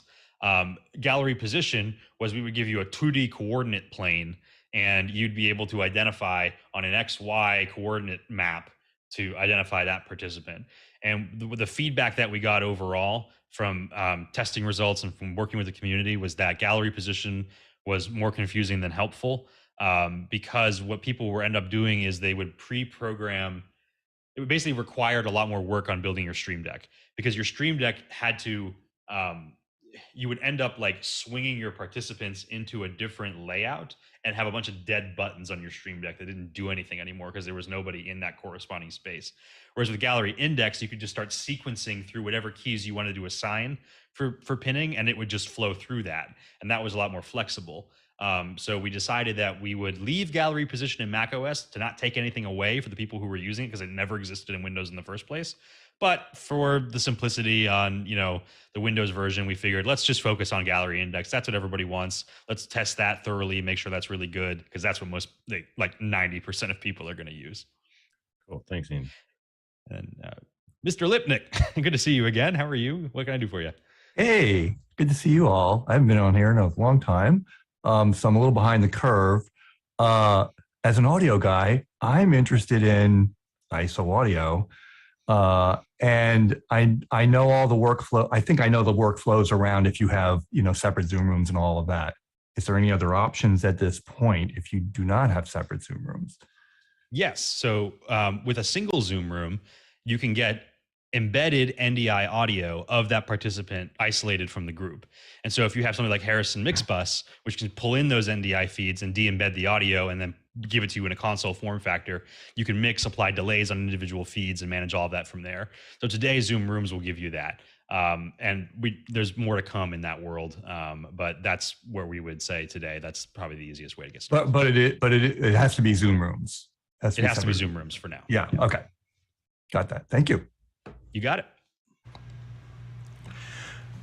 All right, so everything's 64-bit now as well, right? And, yeah, a lot faster. Performance improvements. UI is more responsive. It won't lag when you send a really complicated stack of actions. The UI would freeze up in ZoomOSC before, because it was all single-threaded. But these are improvements in the SDK that we now have the benefit of on our side. So the OSC processing engine runs in its own little area and is separate from the UI process. And then just some notes. Fixed an issue where the latest version number reported as liminal host down. Adjusted the red font color for the reporting in the sidecar for increased readability. That's actually helpful. And then the OSC output rate timings have been adjusted for increased compatibility with third-party systems, you note as well. And then the last one, as far as notes, is new reporting mode has been added to get the list, getting list outputs using a named argument type. You have an example on that? Yeah. So let's say I wanted to get the order of the people in the gallery view, but I wanted to get it by username instead of by Zoom ID or target ID. Well, what's going to happen is the combination of all those strings is going to overload the maximum size of a UDP packet, depending on how many people you have in the gallery view. So what this mode is going to do is it's going to give you a sequence of messages back to back, where it's going to say, how many people are in this list? What index am I? And then it's going to give you the username. And it will send you, 49 of those messages versus one message with a bunch of integers, which we can fit under the UDP max packet size. So it's just a different mode that you can put it in. Going back to the OSC output rate timing, this allows us to use much, much faster output rates with Isadora. So it used to be that we'd set you to 100 millisecond delay. On Windows, at least, I've tested it with 10 millisecond delay, and I don't have any dropped information between Isadora and ZoomOSC anymore. So a couple of slight adjustments. What we discovered was basically that Isadora needs 12 milliseconds. So I kind of fudged the numbers on the 10 millisecond output, which again, it's a target. It's not actually scientifically accurate anyway. So I gave it more on the generous side versus the conservative side on these numbers. And so it's more likely to be compatible when we hit 10 milliseconds. It's probably more like 12, 13, which Isadora likes better. If we were under 10, Isadora would be dropping stuff. And so that's why we kind of put everything more on the likely to be 10 or slightly more versus 10 or slightly less on the timing side. Very cool. So into the Mac OS side of things, and the first one is that participant matrix tab that from Zoom ISO is now accessible from ZoomOSC. And I saw somebody, I don't remember who it was, but somebody posted, it may have been on your Slack channel, about, the way they used to assign, ISO feeds has changed. And I have a feeling this bullet is probably a real promising, new way, better way to do it, easier way to do it, but provide some clarity on that. Yeah, so on Slack, we were talking about the companion workflow for selecting and then applying actions. And I think we were able to resolve all of that. And it's actually a lot faster now. But this one in particular, so in ZoomISO, there's this handy view where you've got all the names of everybody in the meeting on a column. And then you have another column for every output that's available. And you can just sort of like, Dante controller, like put a pin in the place where you want to match those two entries of data. And so if you want to, assign a user to pin 1, and you don't want to go through a drop-down list and search for the person and click them on that output, we gave you a big matrix view where you could assign people to outputs. Now, obviously, ZoomOSC doesn't have the ability to do all these multiple outputs. We do have the ability to pin in spotlight between primary and secondary display. So that's 4, potential things that can be done there. So we optimized this same view and workflow for pins and spotlights. Why did we do this? Well, basically, we looked at the usage data on ISO, and we see a lot of people actually not tying external controllers to ZoomISO and just using the user interface, which is actually, ironically, never really our intention for the app. We kind of always imagined that people would tie it out to a Stream Deck and manage it from there, and that the UI was kind of there as a fallback. But most people seem to just really like that tab and really like working in that tab. So we figured, okay, well, why not? We already built it. Let's just make that available for the macOS users. If you want to manage pins and spotlights from the giant matrix and do one click to apply that action in a visual way, and you don't want to build out a whole controller for that, we can give that to you. Why not? So it's just one of those synergistic value adds that comes from having everything in the same code base. Is that I'm asking for the world now. Is that a preset and you drag and drop and it populates multiple buttons, or how would one build that out? It's in this. It's a tab of the app, so it's actually in the UI. It's in the UI of ZoomOSC on macOS. It's a tab where you have this in OSC. I got you. Yeah, it's actually part of the app, so no external controller required. Yeah. Which is why it's so popular in ISO, is that it's just built right in. And so yeah, now it's I love the layout. It was a perfect way to manage, super easy way to manage and change. I mean, you're switching from that matrix versus vMix or OBS or whatnot, but it's a great way to do it. And it's delegatable as well with that matrix, right, to others on the team if you need to. Very good. Some technical notes. All I can do is be a reader on these. 250 millisecond output rates have been added. The ZAC join OSC commands now take a password parameter. I'll pause there, and then there's the $sign that I'll let you explain as well. Yeah, so $$ syntax has been available on ZoomOSC Windows since launch. And nobody really knows about it. So I figured I'd spend a second talking about it because I think it's really cool. It's basically the ability to tunnel OSC commands using, if you have ZoomOSC on both sides, you can send a genuine OSC packet out of ZoomOSC on the other end into a third-party app. So let's say, for example, you have Mixeffect controlling an ATEM, and you have the output of the ATEM going into a Zoom meeting. If you use ZoomOSC for that virtual camera, and then you have ZoomOSC on the other end viewing it, and you set up your remote control mode to allow this on both sides, which is managed with the setting tab, if you send a special chat macro that starts with $, then an IP address, then a colon, and then the OSC command space the payloads, it will actually export that OSC command on the other side. So you could remotely, through chat, manage all of the OSC actions going into Mixeffect from your local space. It's a really helpful way to get yourself out of some corner situations. It's reminiscent of kind of what Streamweaver does. So it's kind of like an echo of that inside of the product, but it's doing it just through a chat back channel, which is we have it there, and now we've brought it to the Mac to make it easier, and it's cross-functional. You can have a Windows one sending the chats to the Mac one. It's not a huge feature that really anybody but me uses, but I like to use it, so I hope you like it too. Very cool. And then ISO can run on Apple Silicon, right? Is final OSC. note. OSC. Yeah. But this is also us announcing that ISO will have native M1 compatibility in the next update, which is huge. Cool.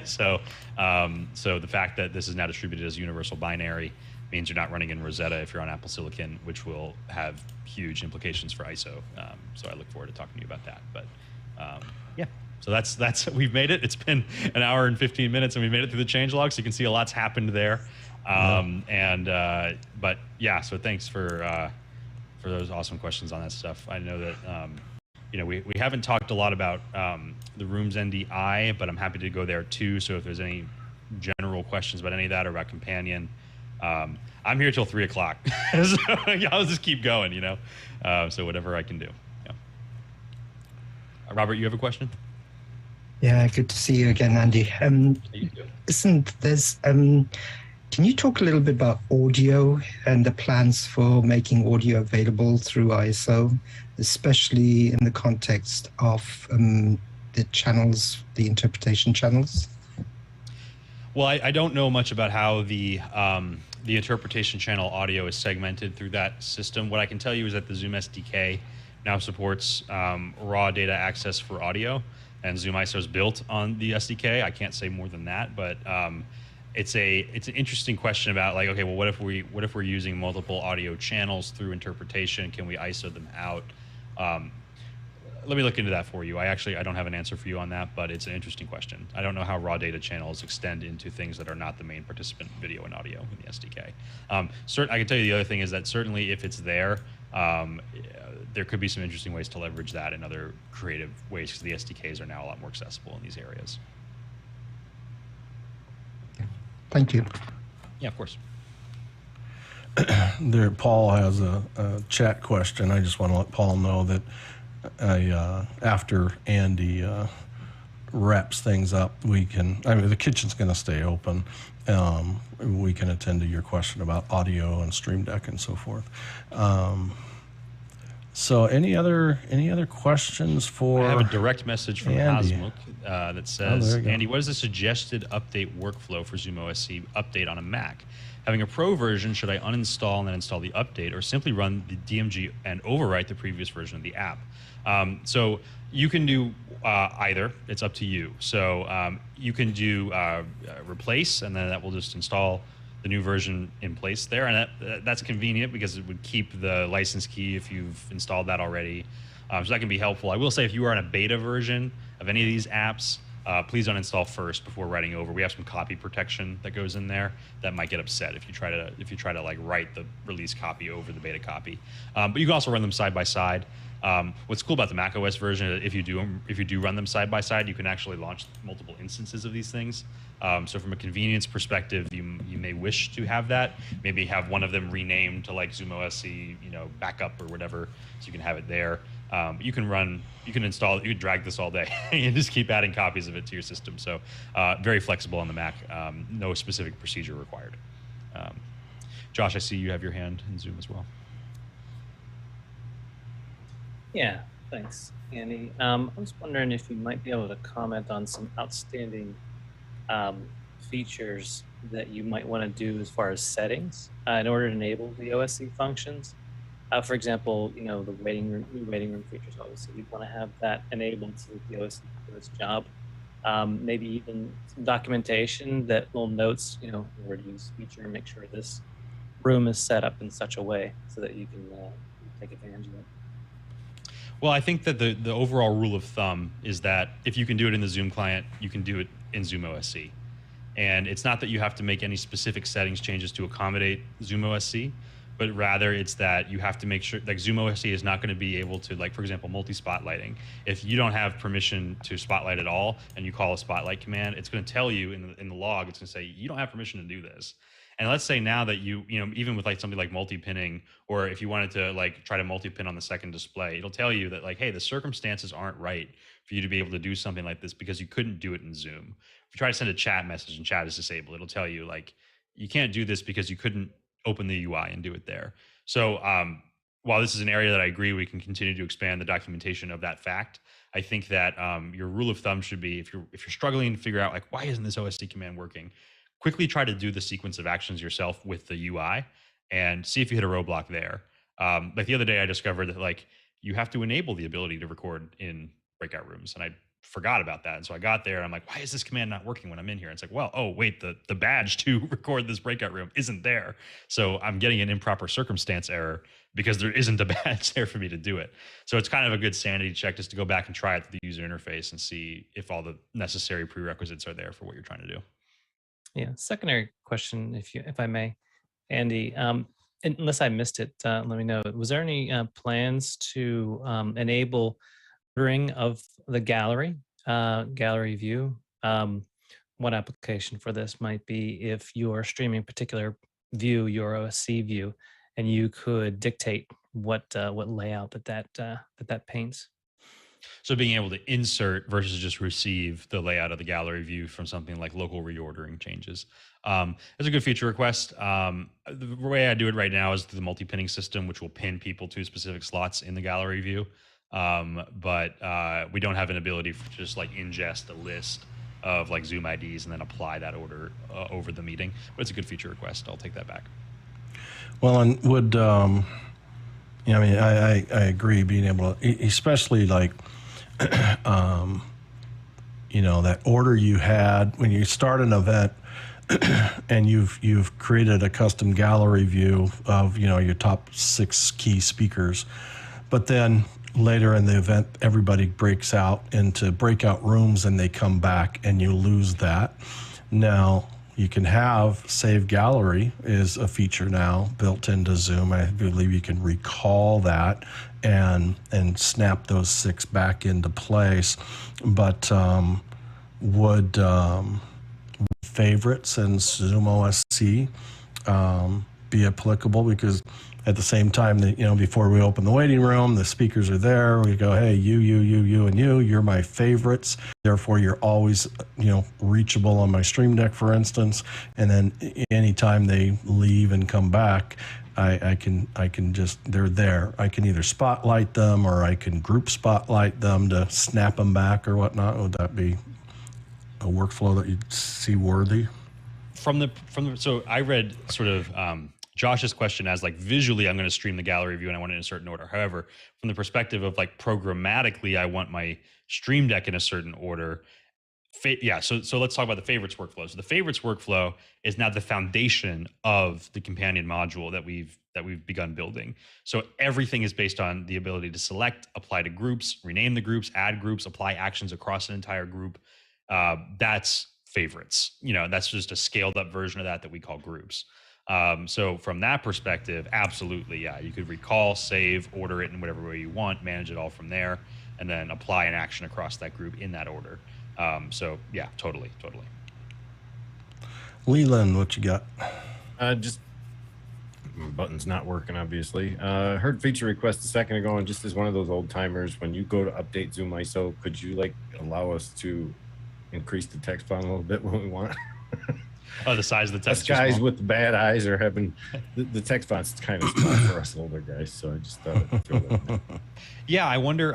So because it's built through Mac OS, I wonder if some of the accessibility UI scalers apply there, or if we are supposed to program that ourselves. I don't know actually. I'll have to take I've that never back. tried. I thought I'd ask while you were here, so we'll see. Yeah, no, it's a good question, and I think that the way that the Mac handles that is that the applications that use their UI frameworks are designed to be governed by an overall accessibility setting for font size. So if you set that on the Mac, it should apply to our app. All right. How about training? Months ago you had put. I saw a video last night. I was just trying to pull some clips and so forth, and it didn't all come to life. But one of them was you had said, yeah, we just finished pulling together and recording like 20 videos or something in a day. You just had this slam day of training videos. Are there plans, and is that going to be kind of in the Zoom infrastructure, the liminal infrastructure, as far as kind of where those are, where they land, when they might be developed for they were example use cases. They were getting us familiar with features, but via use case examples, right? Yeah, absolutely. So I think it's still an open question of exactly how we want to do this. I can tell you time-wise, we want to get the ISO update out first, and then go through like our review of our platform for production. But there's definitely a desire to highlight. Those videos are extremely popular. They're highly referenceable.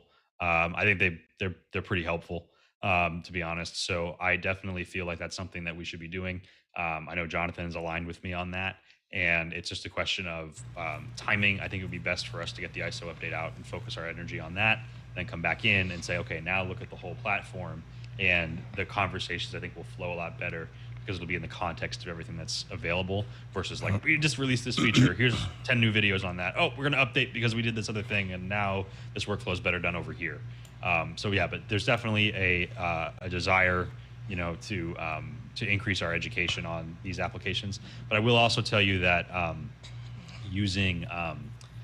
utilizing event services at Zoom is also another area where if you have a specific project and you're like, all right, I've been to the Zoom test kitchen, I watched office hours, I know the capabilities exist on the platform, but I do not have the time to figure all this out.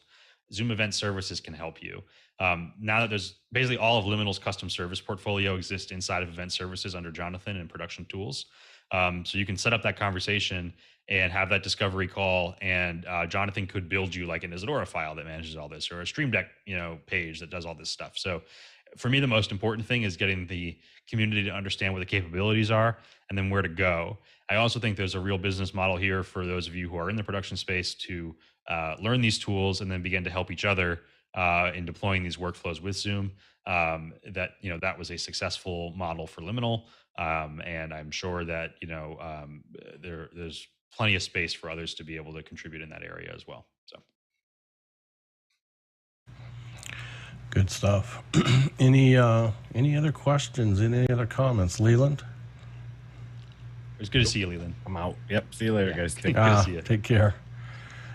All right. Any other recommendations, Andy? Kind of, hey, when we disconnect here, you know, any suggestions from you to get our hands on and work with and try this and then I you know, what's worked so well. I mean, you said this release was highly influenced from bundles of earlier meetings and the feedback mechanism of all that as well. And so a lot of what we were, you know, either asking for, complaining about, or dealing with, you know, as issues, whatever the case may be, have all been really resolved and delivered and the whole bit. So not to forget. And so where do we, you know, submit? I know on your the Liminal Slack channel, there's, you know, places to write about, you know, successes or challenges or whatnot, not just tech support, if you will,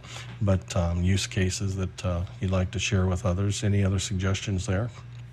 Well, you know, one of the things, I'll sort of flip the question back to you and say, like, you know, from the perspective of the test kitchen, like, you know, I think we had a really successful series with the ZoomOSC test kitchen when it was appropriate, and then when it rolled in with Zoom, we kind of rolled in together as well, and I think that made a lot of sense. I think that the reality is, especially with this update, that a lot of the areas of like, how do I optimize my workflow, which is a huge underlying conversation in the test kitchen, you know, there's areas where ZoomOSC can help solve that. And so there's a couple areas you can go to sort of build up your chops on that. I know that Elle from Troicatronics over with Office Hours every Thursday runs a lab specifically on Isadora. It's a great place to get trained up on that, which is a really, you know, one of the most popular controllers to pair with this as we scale up with the companion update, being able to check in and say like, hey, like, what is the best Stream Deck profile for an event producer managing spotlights in a Zoom meeting, and like walking through that and building it out, you know. And that's areas too where I'm happy to, you know, continue to come back and dive in and get hands-on with some of those ideas here and in other places. So that's an open invitation that, you know, we can figure out how to do that. But I think that overall, what I hope to see through, you know, what we've done here is more data-driven production with Zoom, and, you know, less of the, you know, pulling together these giant crews to sit in front of laptops and manage individual components, but the ability to now build reactive, interactive events with audiences and data-driven workflows and data-driven graphics and all that kind of stuff. So with this update in particular, I think we've opened up a lot for interactive graphics. I think we've seen, you know, the beginning of that with some of what David's been doing. We've seen some of that with the emojis and reactions and the ability to, you know, build all sorts of different glyphs and styles and which has a particular benefit for, like we said, like the hybrid event and bringing all the remote and in-person audiences together visually. So I'm excited to see a lot of that. I'm excited to see what people do with this. Of course, we'll keep our ears out. And yeah, there's plenty of ways to engage with us through the Slack, through the test kitchen, through Discord, through email. You know, for technical support, obviously the info@liminalet.com email is run by Event Services. So you're getting support from the people who use this thing every single day. You know, that's really the best place to learn something from, you know, some who's totally immersed in this. So, yeah. Good stuff. Thanks for that. I know, when we really initially launched, just a dedicated time slot for ZoomOSC Test Kitchen last year, it was a big ask. It wasn't, and I'm not saying that from you to me, that was from me to you.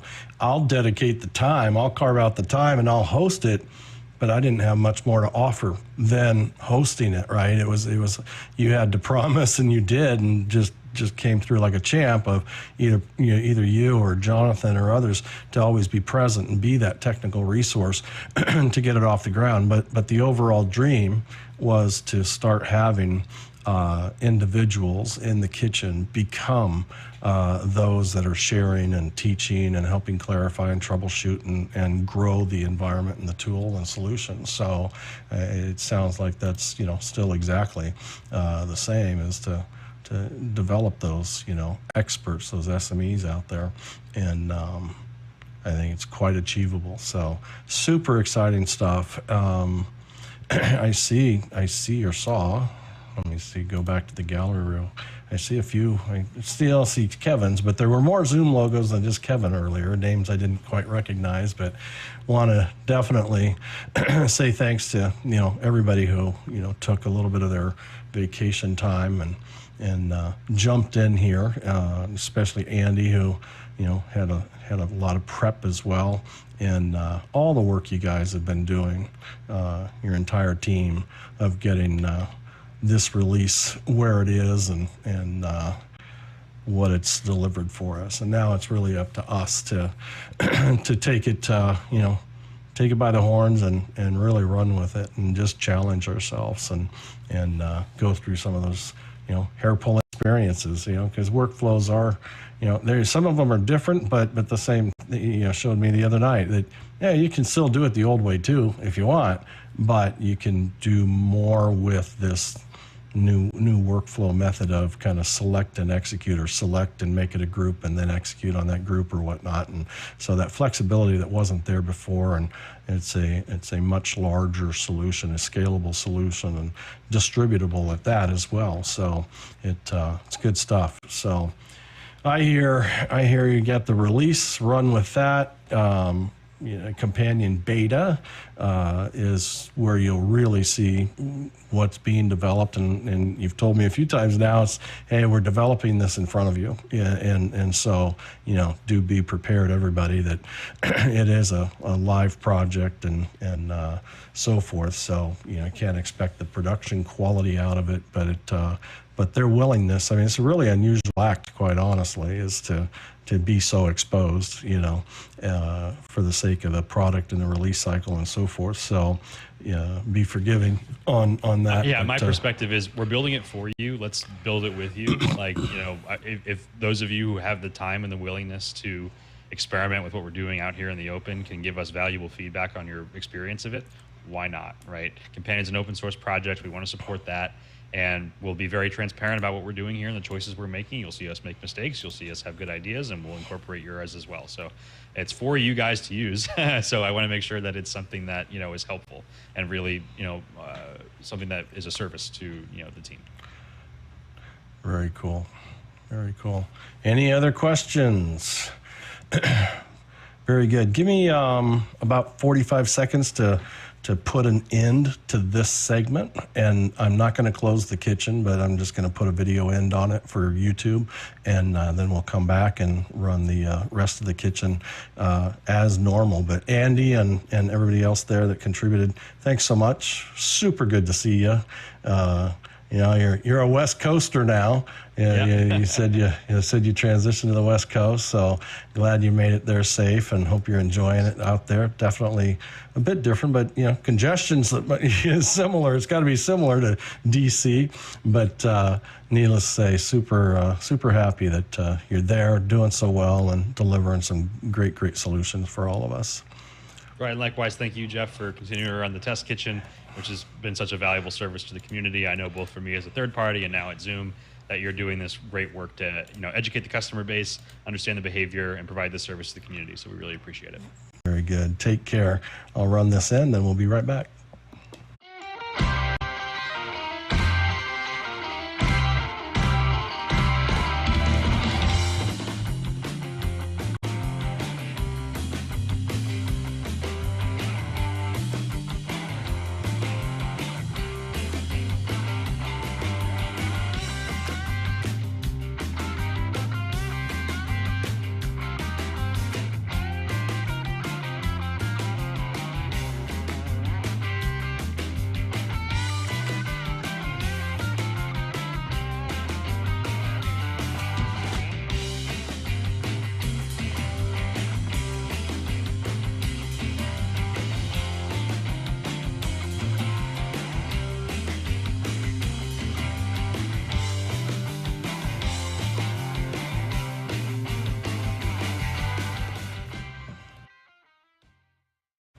All right. Very good. I just wanted to first check. I don't have any problem ending the meeting, but at the same time, I wanted to check with everybody to see if there's other topics and areas that you want to dive into as well before we did that as well. So we got James. I have a what's the word I'm looking for? A down in the weeds question for Andy. You made a comment the other day on office hours about the reason NDI behaves the way it does is you had to go from a frame buffer into a network buffer, and you actually had to move from the GPU into thing. On an M1, it's a single level store. Is the hardware bright enough to let you just move the pointer? NDI 5 is. That's what's so cool about that version and native Apple Silicon support for the library. Taking So advantage of the it ought to rip through real quick. Yeah, it ought to. Yeah, it's really a paradigm shift, and I think too with like things like resizable bar and other stuff like that, like direct access memory for the GPU from the CPU. Those things, I'm curious to see how NDI begins to take advantage of some of those higher throughput direct access opportunities. It's always interesting to see what the different frameworks are doing, but yeah, with Apple Silicon, I think there's just a gold mine of opportunity around video because of how integrated the entire memory architecture is. So it's a good question though. It's that's why it's part of why I think it's I wanted Zoom Rooms to move to NDI 5 is we can take advantage of that. We should. Right. Good stuff. James, you got your hand up there. Sorry, I'm not sure if I'm on my crappy mic or not. Do I sound roomy? A little bit. Sorry about that. There you go. I don't know if this is. I got a question because maybe this isn't appropriate, but in my Mac privacy accessibility, I have an icon that looks just like Zoom, except it's slightly off color, and it's called transcode. Is that a Zoom thing? The ZT transcode service is what turns your recordings that are segmented into an MP4 file. So ZT transcoder is a separate process. It's part of the Zoom ecosystem, but it's the thing that turns your recordings into viewable recordings. Zoom uses a proprietary segmented format when it's local recording, and then ZT transcoder takes over and turns it into an MP4. So that probably is a legitimate. I just never seen it before, and thank you. It's a legitimate separate executable that's part of the Zoom package. Very cool. David. I have a workflow question. So as I've been spotlighting during this meeting, and so I'm looking at my participants list here. When someone raises their hand, it's easy to find them. They pop right up to the top. I can spotlight them. And then if they don't put their hand down, if they put their hand down, they move down a little bit because they're still unmuted. And so I can still find them then to unspotlight them. But then if they're quick on the trigger and they mute themselves and their hand is down and I still have them spotlighted, finding them to unspotlight them, if I don't remember their name, is almost impossible in a meeting of more than 20, 30 people. So I'm wondering if anyone has figured out a workflow for that. I stay in I run dual monitor view, and I stay in speaker view on my primary window, so that because it only shows me who's spotlit, and I may, if I really need gallery, I'll have another machine, I guess. But managing spotlighting from the participants list is my last option, not my primary, because there's just too much shifting. If by chance if I had to do that, then I would always have something typed into the participants search window so that it narrows it down to these folks or that folk. Even if things change, they change while the search is locked in, if you will, on a result. Anybody else? The other thing, I'll just add one quick thing to that.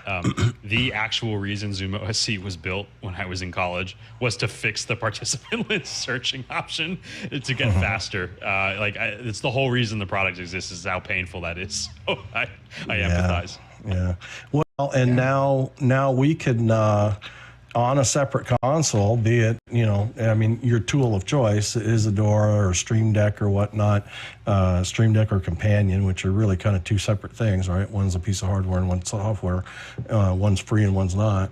But we can always see who's spotlit on buttons, right? And so they would be populated and they're spotlit, and it's always, they're just there. You undo them. Because those can be buttons now that hold the results of active spotlights, right, Andy? If there's not an active spotlight, they're empty. If there is an active spotlight, they can be populated. Well, the really cool one is, the simple way to do it is just with gallery index, because when you spotlight them, they go to the top gallery index positions after the raised hand group. So if your primary way of dealing with things here is who is spotlit and whose hands are raised, go get a 32-button Stream Deck and throw ZoomOSC on it, and you'll have a single button pad that will always have the people you need to deal with. You can manage the spotlights right there from a dial pad. Yeah. That would be how I would do it. The first 2 rows are hand raised, and the next 2 rows are spotlights, and those who are spotlit. But all kinds of flexibility and options now. Great question, Andy. There's 2 Andys on here, but I'll be Andrew today. Anyway, at the risk of delving into the bleeding edge, has there been any talk at Zoom or with Zoom events about immersive audio? And let me preface this, because I'm not asking about 5.1 or whatever. I'm thinking more about a 2-channel format that's not using stereo, that's using maybe binaural if people are wearing headphones, or some variation on that, or like what Apple is doing, for example, with their AirPods and the fake. I'm going to call it fake Atmos because. So kind of spreading the participants out a little bit, and or even if you're doing, say, the application that I could really see is there's a band who wants to do a big, a fan-based event, and they want to really bring people in versus, with something more immersive than stereo. Right. Yeah, I don't have anything specific to share on that. What I can say is it's great feedback, and I totally agree that as we continue to promote the use of the Zoom platform for the delivery of these types of content, making sure that we deliver experiences that capture more of what's happening, and can be represented to make the performance more immersive for the remote audiences. These are the kind of things that, they're super valuable, and I personally totally agree with you. I just don't want to speak out of line because it's not an area of the platform that I'm super plugged into. But I'll take it back, and I think that's great feedback. Yeah, and I totally understand. And I think the advantage of 2 channels is everybody still they already have 2 channels. Right. So it's what do you do with that? Yeah. Okay, thank you. Totally. Yeah, you got it. Just wanted to say real quick, it does support binaural through the stereo. If you, as the producer, create a binaural mix, you can put everyone where you want, and Zoom does not hinder you in doing that. We tested that. Cool. Thanks, John. Right. It's just not part of it. Andy, was your question that could Zoom do the binaural mixing inside of the client, or did you intend for it to be done upstream and then delivered through stereo by the client? I hadn't thought about that. Probably it encodes it so that you're forcing people, you're telling people, hey, look, this is going to be a headphone event. Like, this is one scenario. This is going to be a headphone event. Now, if people are not wearing headphones and they're listening to binaural on their speakers on their laptop or whatever it is, phase issues sometimes come into play and things like that. And not in my wheelhouse. I'm still just getting up to speed on that, because it's funny. Binaural's been around a long time, but it only gets leveraged in these very specialty circumstances that are not in common use.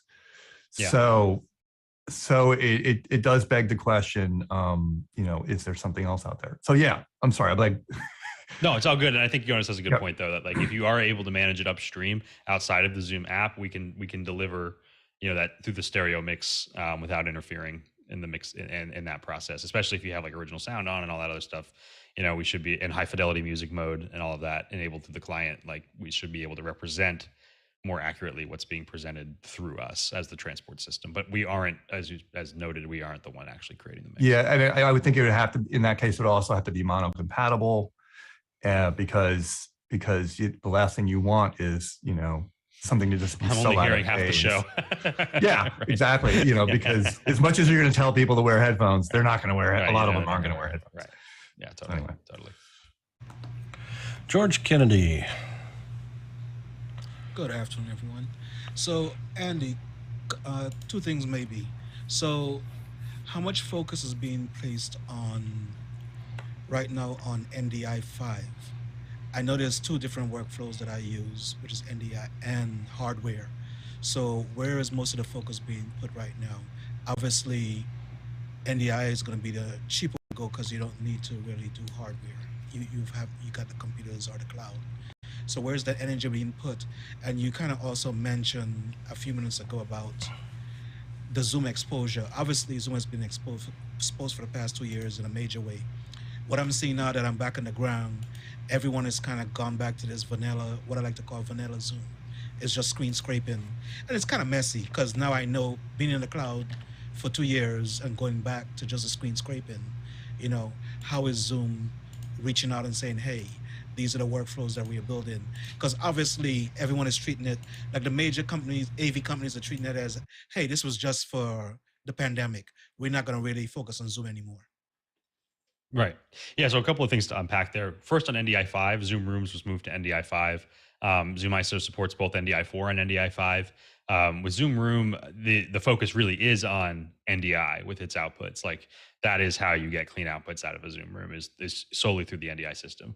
With Zoom ISO, we gave you a little bit more opportunity. We have the NDI if you want to use it, but we also have Siphon. We have direct HDMI outputs. We have floating windows. We have, a whole plethora of ways of getting video out of Zoom in an isolated way through Zoom ISO, because it's more of like a playground for the media versus Zoom Rooms, which is very focused on turning your computer into an appliance and dumping out a bunch of NDI into the network. To your question about like, how are we educating the market? Well, I think, the press tour this week, for me at least, has been a huge part of that, going on office hours, going on Test Kitchen, but also showing up in a bunch of other areas, directly with certain companies and groups and educating them in sort of a more like guerrilla warfare kind of way of like getting the word out about some of this. But I also would say that right now we're in the first chapter. The internal name for what was done this week was Liminal Integration Phase 1. And I promise you that it's not a one-phase project. And there's a lot more to come, and there's a lot more sections to that. We've said, we got the Zoom ISO update coming later this summer. As you can see, we're building out the whole new companion workflow. There's a lot more to come on all of this stuff. And I think that as we get into the fall, as we get towards Zoomtopia, and as we get to the end of the year, I think it'll be fun to look back and see, where was Zoom at the beginning of the year and where is Zoom now at the end of the year in terms of production. And but I also will say that we do rely on you and we rely on the community in order to get the word out there to the other, on the ground producers through the different groups that you're in, Facebook communities, places like this.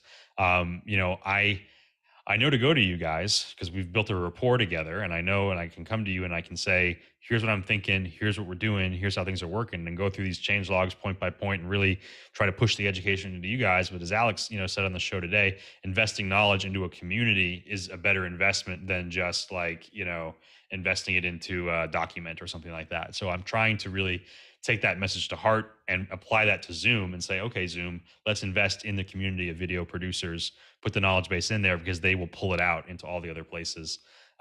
So that's a huge opportunity for us, and it's something I take really seriously. So.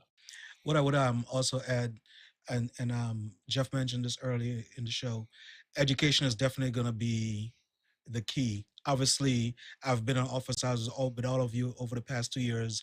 I'm back in show mode on the ground, and there's a lot of uneducated folks on the ground right now about Zoom. I mean, I understand you could operate Zoom, but there's more complex workflows that are going to be introduced over the coming months, and there's definitely going to need to be training for that for the folks that are outside of this circle of office hours folks or folks that have been doing it for the past 2 years. Absolutely. John? Drop my hand.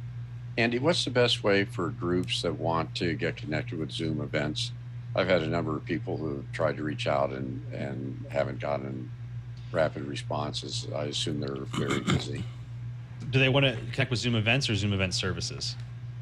Well, they want to know more about Zoom events and then decide whether they need the services. That's the combination. Kevin, what do you think? If you're around, it's sort of like, I don't know if they should go through services first, or sales. I think they'd probably want to go through the sales org. I'll connect with you offline about that. Pretty much send it back to the website. I don't have more insight on that, unfortunately. Okay. I kind of know how the engineering house is stacked together, and I have a bit of an insight into event services, but they might be able to white glove it a little more than the general sales folks. I'll reach out there. Yeah, and if you want to, you can reach out to me. If you have like a specific person, like that sort of thing really shouldn't be happening. So if you have a specific person who's had that experience or whatever, let us know. And so Kevin, do you follow the normal Zoom email protocol? Yeah, correct. I will send you some links. Thank you, sir. Cool. Thanks, John. Very good. Anybody else? So right now the Zoom app, if you use ZoomOSC, says that it has access to audio and video. Is that gonna change? It has access to audio and video because it's the Zoom meeting client. So it has all of the same capabilities as the Zoom meeting client. So it covers that from a scoping perspective, but it doesn't actually engage with like raw audio and video from that perspective. The scopes are kind of oddly declared, but it's because it's a Zoom meeting client. Yeah, because we have sometimes clients that specifically even don't want to go through like a production pipeline and want to manage everything in Zoom for security purposes, that no one could listen into it.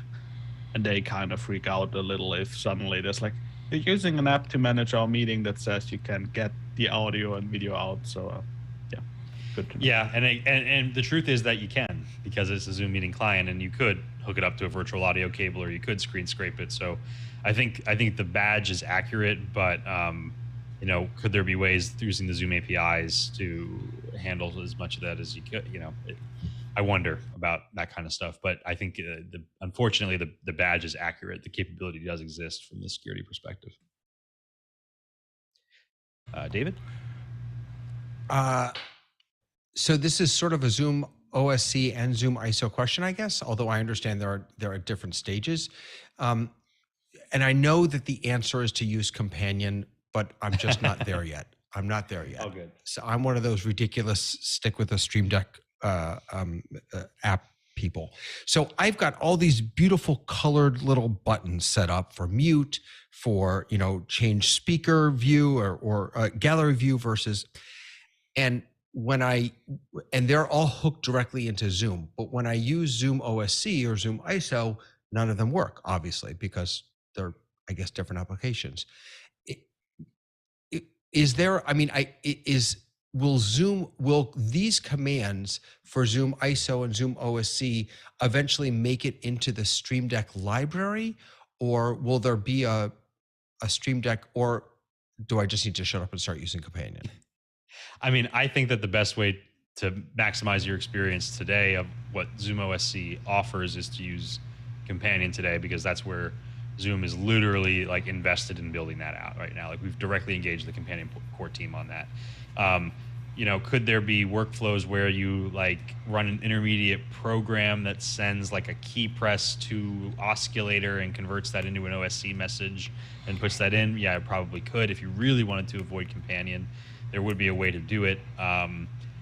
You know, you could also have like a key presser in Companion that talks to Isadora, which now you've begun to build up a little bit more comfortable with. Then Isadora could convert the key press into an OSC action. But I really think that if your goal here is to use a Stream Deck more tightly with Zoom, the beginning to explore Companion is the way to go. Now that being said, I don't think that I don't think it's acceptable for us to just say that and not offer a suite of presets that you can then download and begin to use to build out your Stream Deck. So the Stream Deck Alpha even that we have out today has presets in it that you can go and just start dragging pre-populated key templates into your Stream Deck. So I don't think it's fair to just say like, go do that, you know, whatever.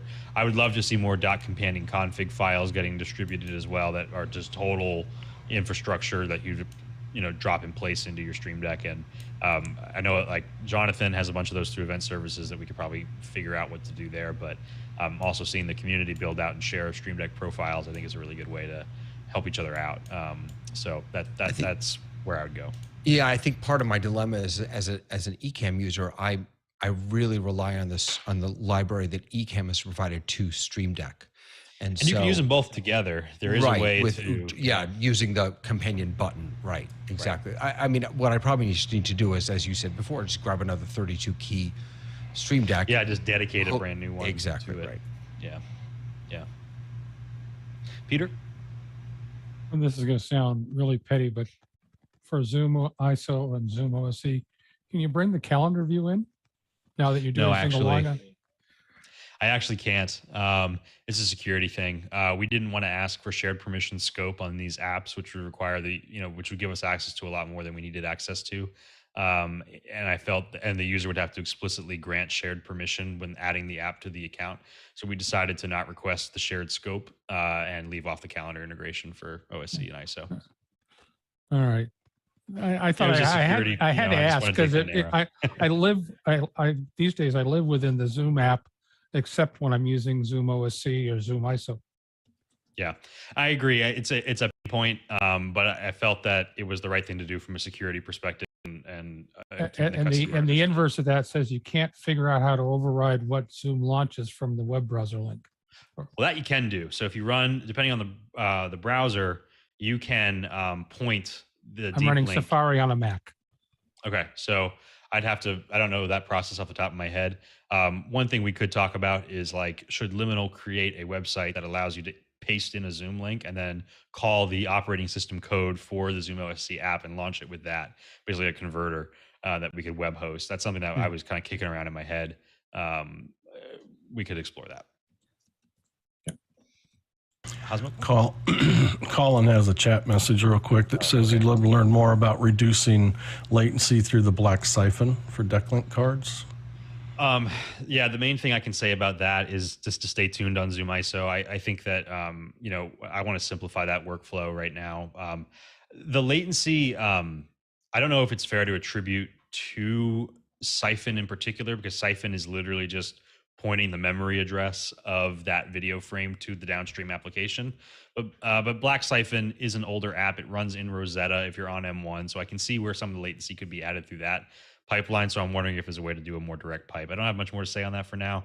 There are other applications you could use that are M1 native, like Isadora, that could convert your Siphon into SDI outputs, and other apps like that.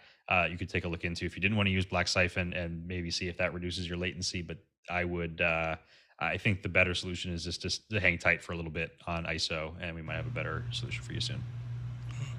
Peter. Oh, I left my hand up. That's my bad. Hasmuck. Yeah, sure. Coming back to Companion, Andy, my impression is of what you've said is that Zoom is going to work closely with BitFocus to develop Companion, to have a tighter integration. Adam also has a particular version of Companion for mix effects. Does one, if one is using that in the workflow, mix effects and ZoomOSC, is there one version of Companion that one would use for both of those? It's a good question. So I believe what happened here is that Adam was working with a developer who forked off of Companion. They built their own version of with the module in it. They had end-to-end control of that. And I think they even had like a financial component of that they controlled. Everything we're doing with Zoom is all through the main Companion project, available to everybody. So I think the question really is there a path for Adam back to the main Companion?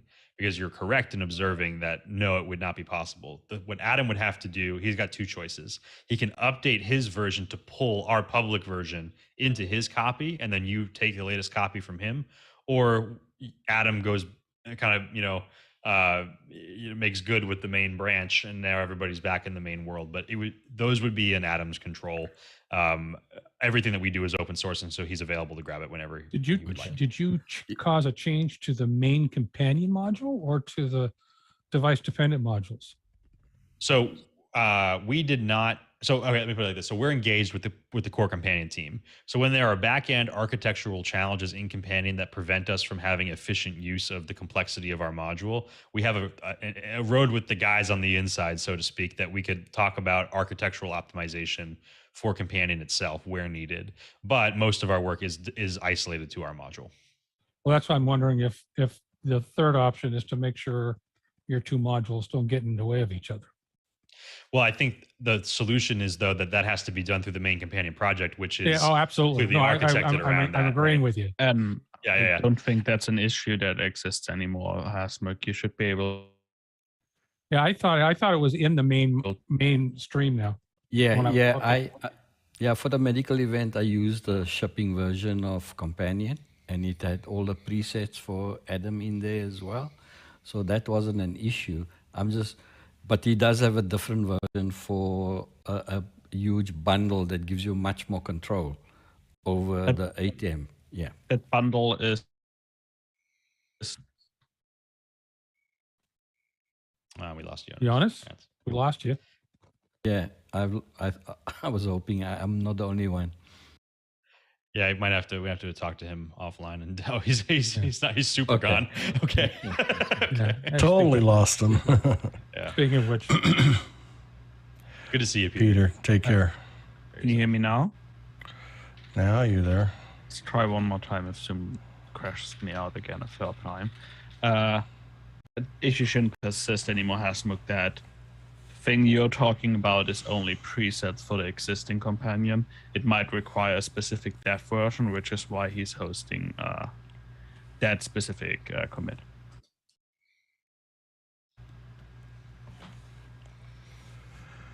All right. I think we're trickling down, Andy.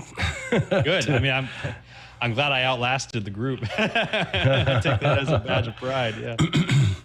Yeah. Well. Great seeing all of you. Yeah. Take care, George. Good to see you again, man. Good seeing everybody. Those who need to drop certainly can, but not before saying if you're in the States and celebrating July 4th weekend, certainly do it safely and enjoyably. But we'll hang out. If there's other focus points, questions, or shares, certainly welcome to throw those out there. Bill Hopps, how are you? Been a while. It has been a while. Good to see everyone. Well, my questions, where's the best place to find tutorials? I know you mentioned David's for pulling Zoom questions, chats into, I want to use vMix in lower thirds, pull that information in. Where can I go learn the ins and outs of that? Well, we did a second hour on office hours about that specific project, where we talked about taking chat out of Zoom and making a lower third in vMix GT title. So I could refer you to that as a starting point.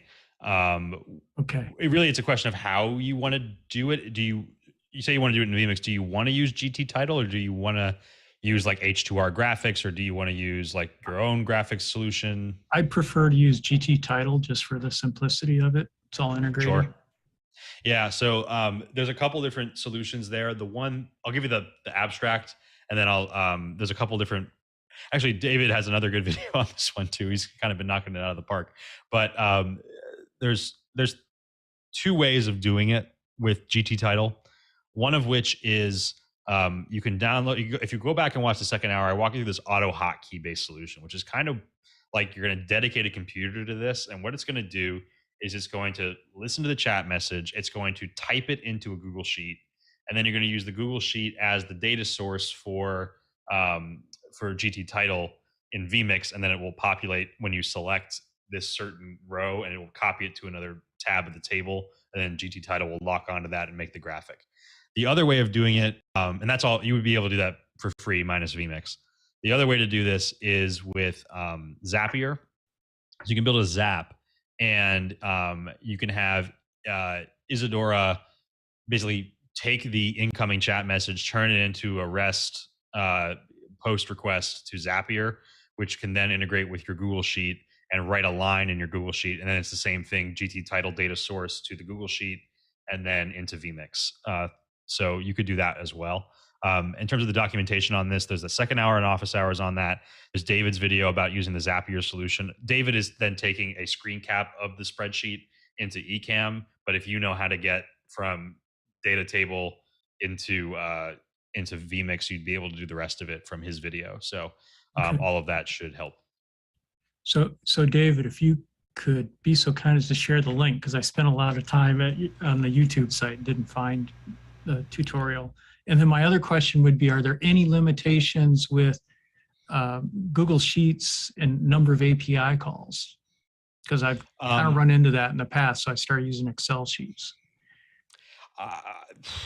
Well, part of what I did Zapier is going to bill you by the number of API calls that you do. I have Zapier already. That's nominal. I'm just more concerned about performance, and suddenly things aren't working. Well, I think Zapier worked it out with Google Sheets to do, like, I think that if you were going to write your own REST handler for Google Sheets, you would have to renegotiate the allocation of tokens per API requests. I think Zapier has done all of that as part of their service it's one of their premium services for the Google Sheet. So I don't think you'll run into that. You would just, and then they charge you upstream of that through your Zapier that you already pay for. I wasn't I would check that out. Yeah, I wasn't real clear. I've never had trouble with Zapier because I do use Zapier to take Zoom registrations, put them in an Excel spreadsheet to share them with clients.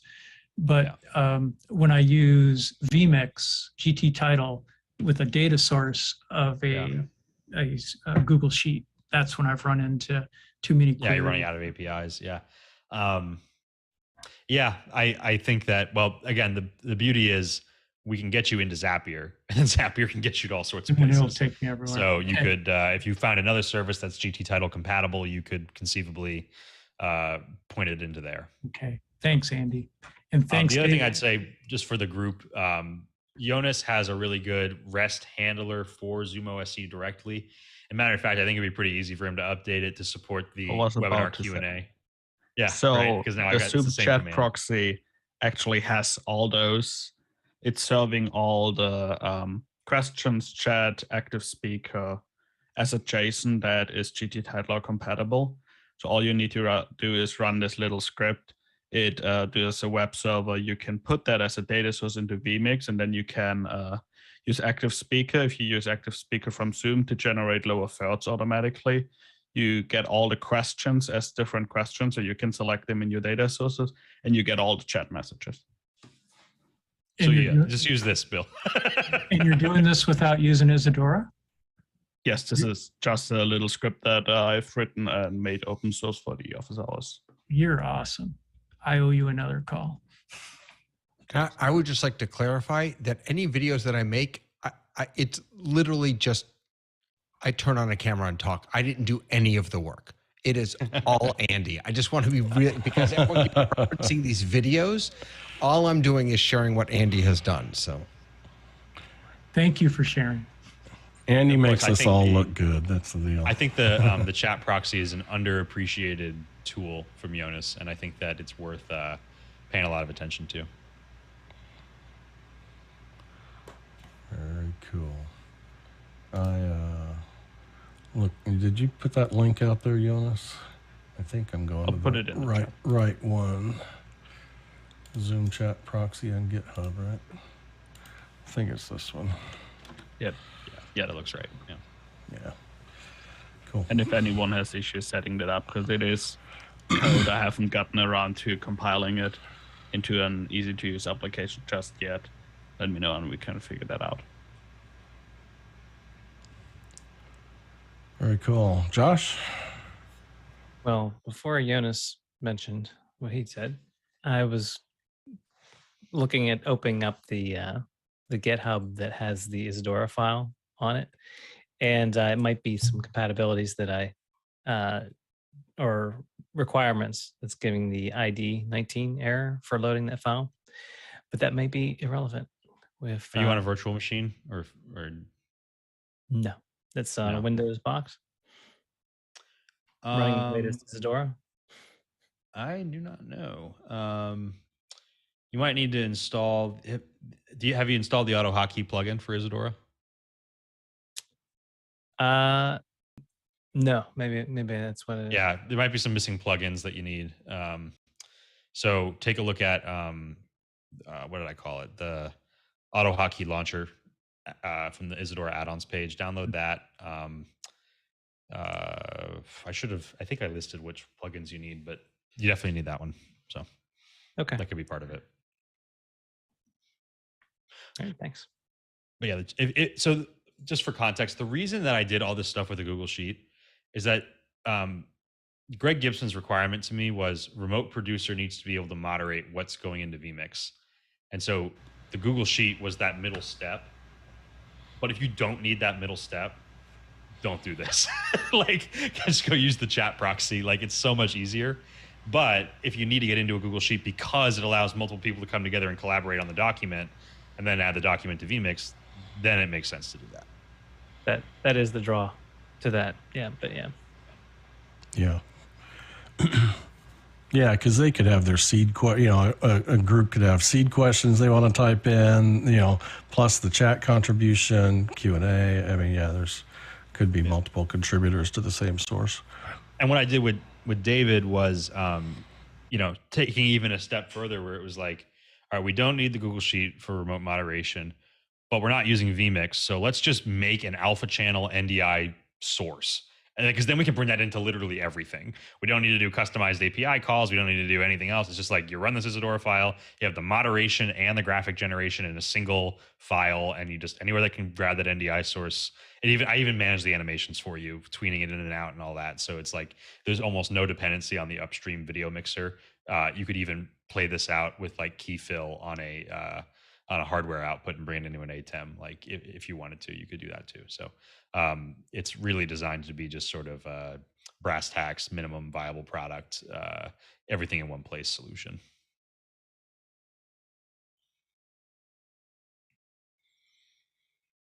I have a question for you, Andy. Yeah, what's up?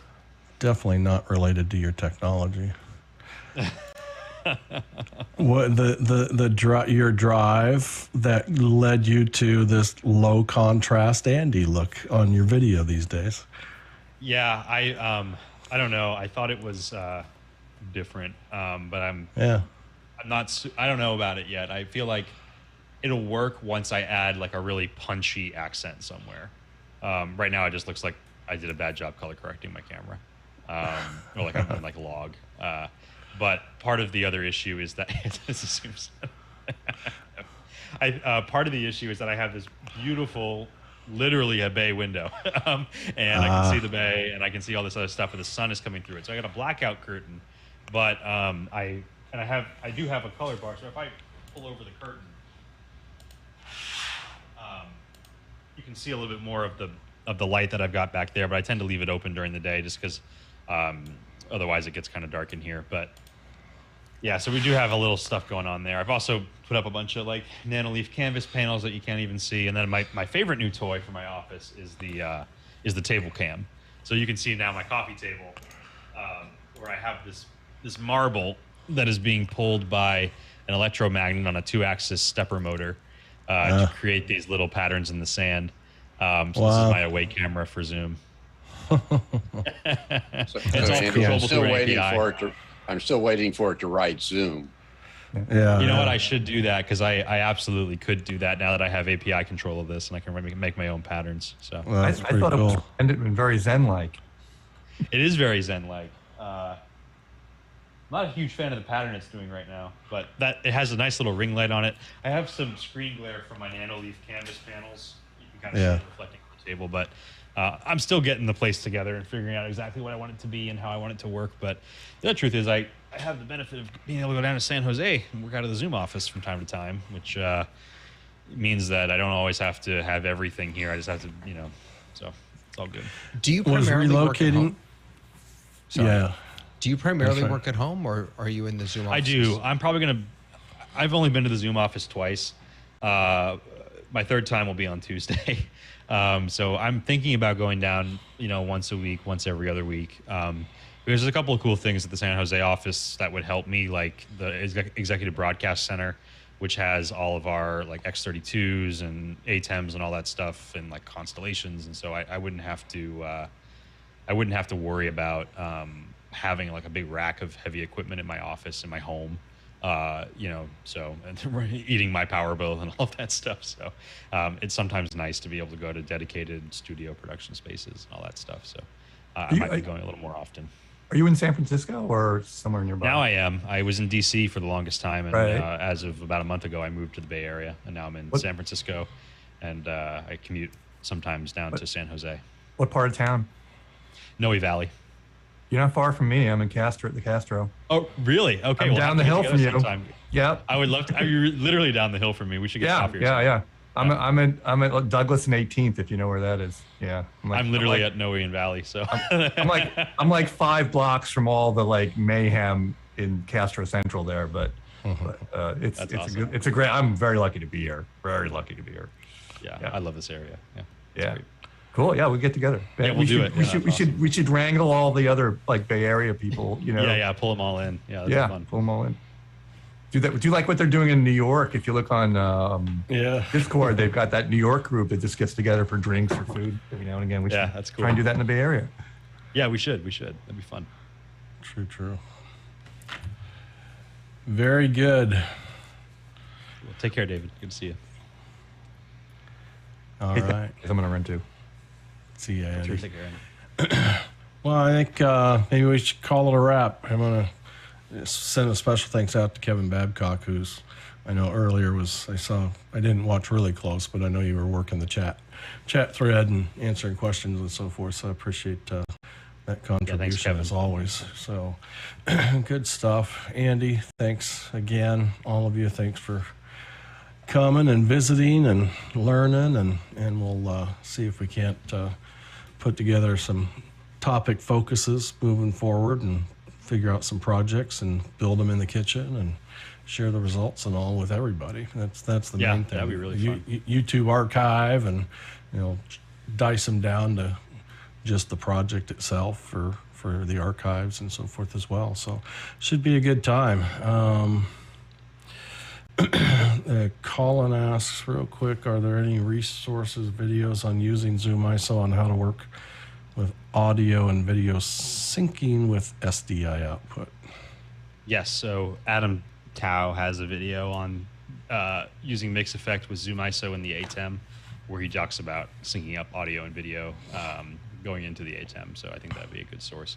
Of course, the Liminal YouTube channel has the starters and the primers on most of that content as well. But typically what we'll see people do is they'll just take a dedicated copy of the master audio, and they'll pull that into whatever their vision mixer is. They'll get the individual video stems in there, and then they do an alignment. And so long as you're pulling all of your video sources and audio sources from the same machine, it will be possible to sync them up. If you're using multiple ZoomISOs and a single computer for audio, it could be harder to sync it all together. Office hours, you can see it gets a pretty close, but not always perfect with the sync, because they're using like 5 computers to do it all. But also stay tuned, because we have more to tell on that story. So. Always more when Andy's involved. Non-stop, Can't sit still, I'm baby. too fidgety. Yeah. Hey, Jeff, thank you very much. Andy, thank you. You're welcome. Of course. Yeah, good to see you. You're welcome. Everybody, enjoy your weekend. Thanks so much for coming. Really good to see everybody, and we'll see you again in the near future. Great. Take care, everyone.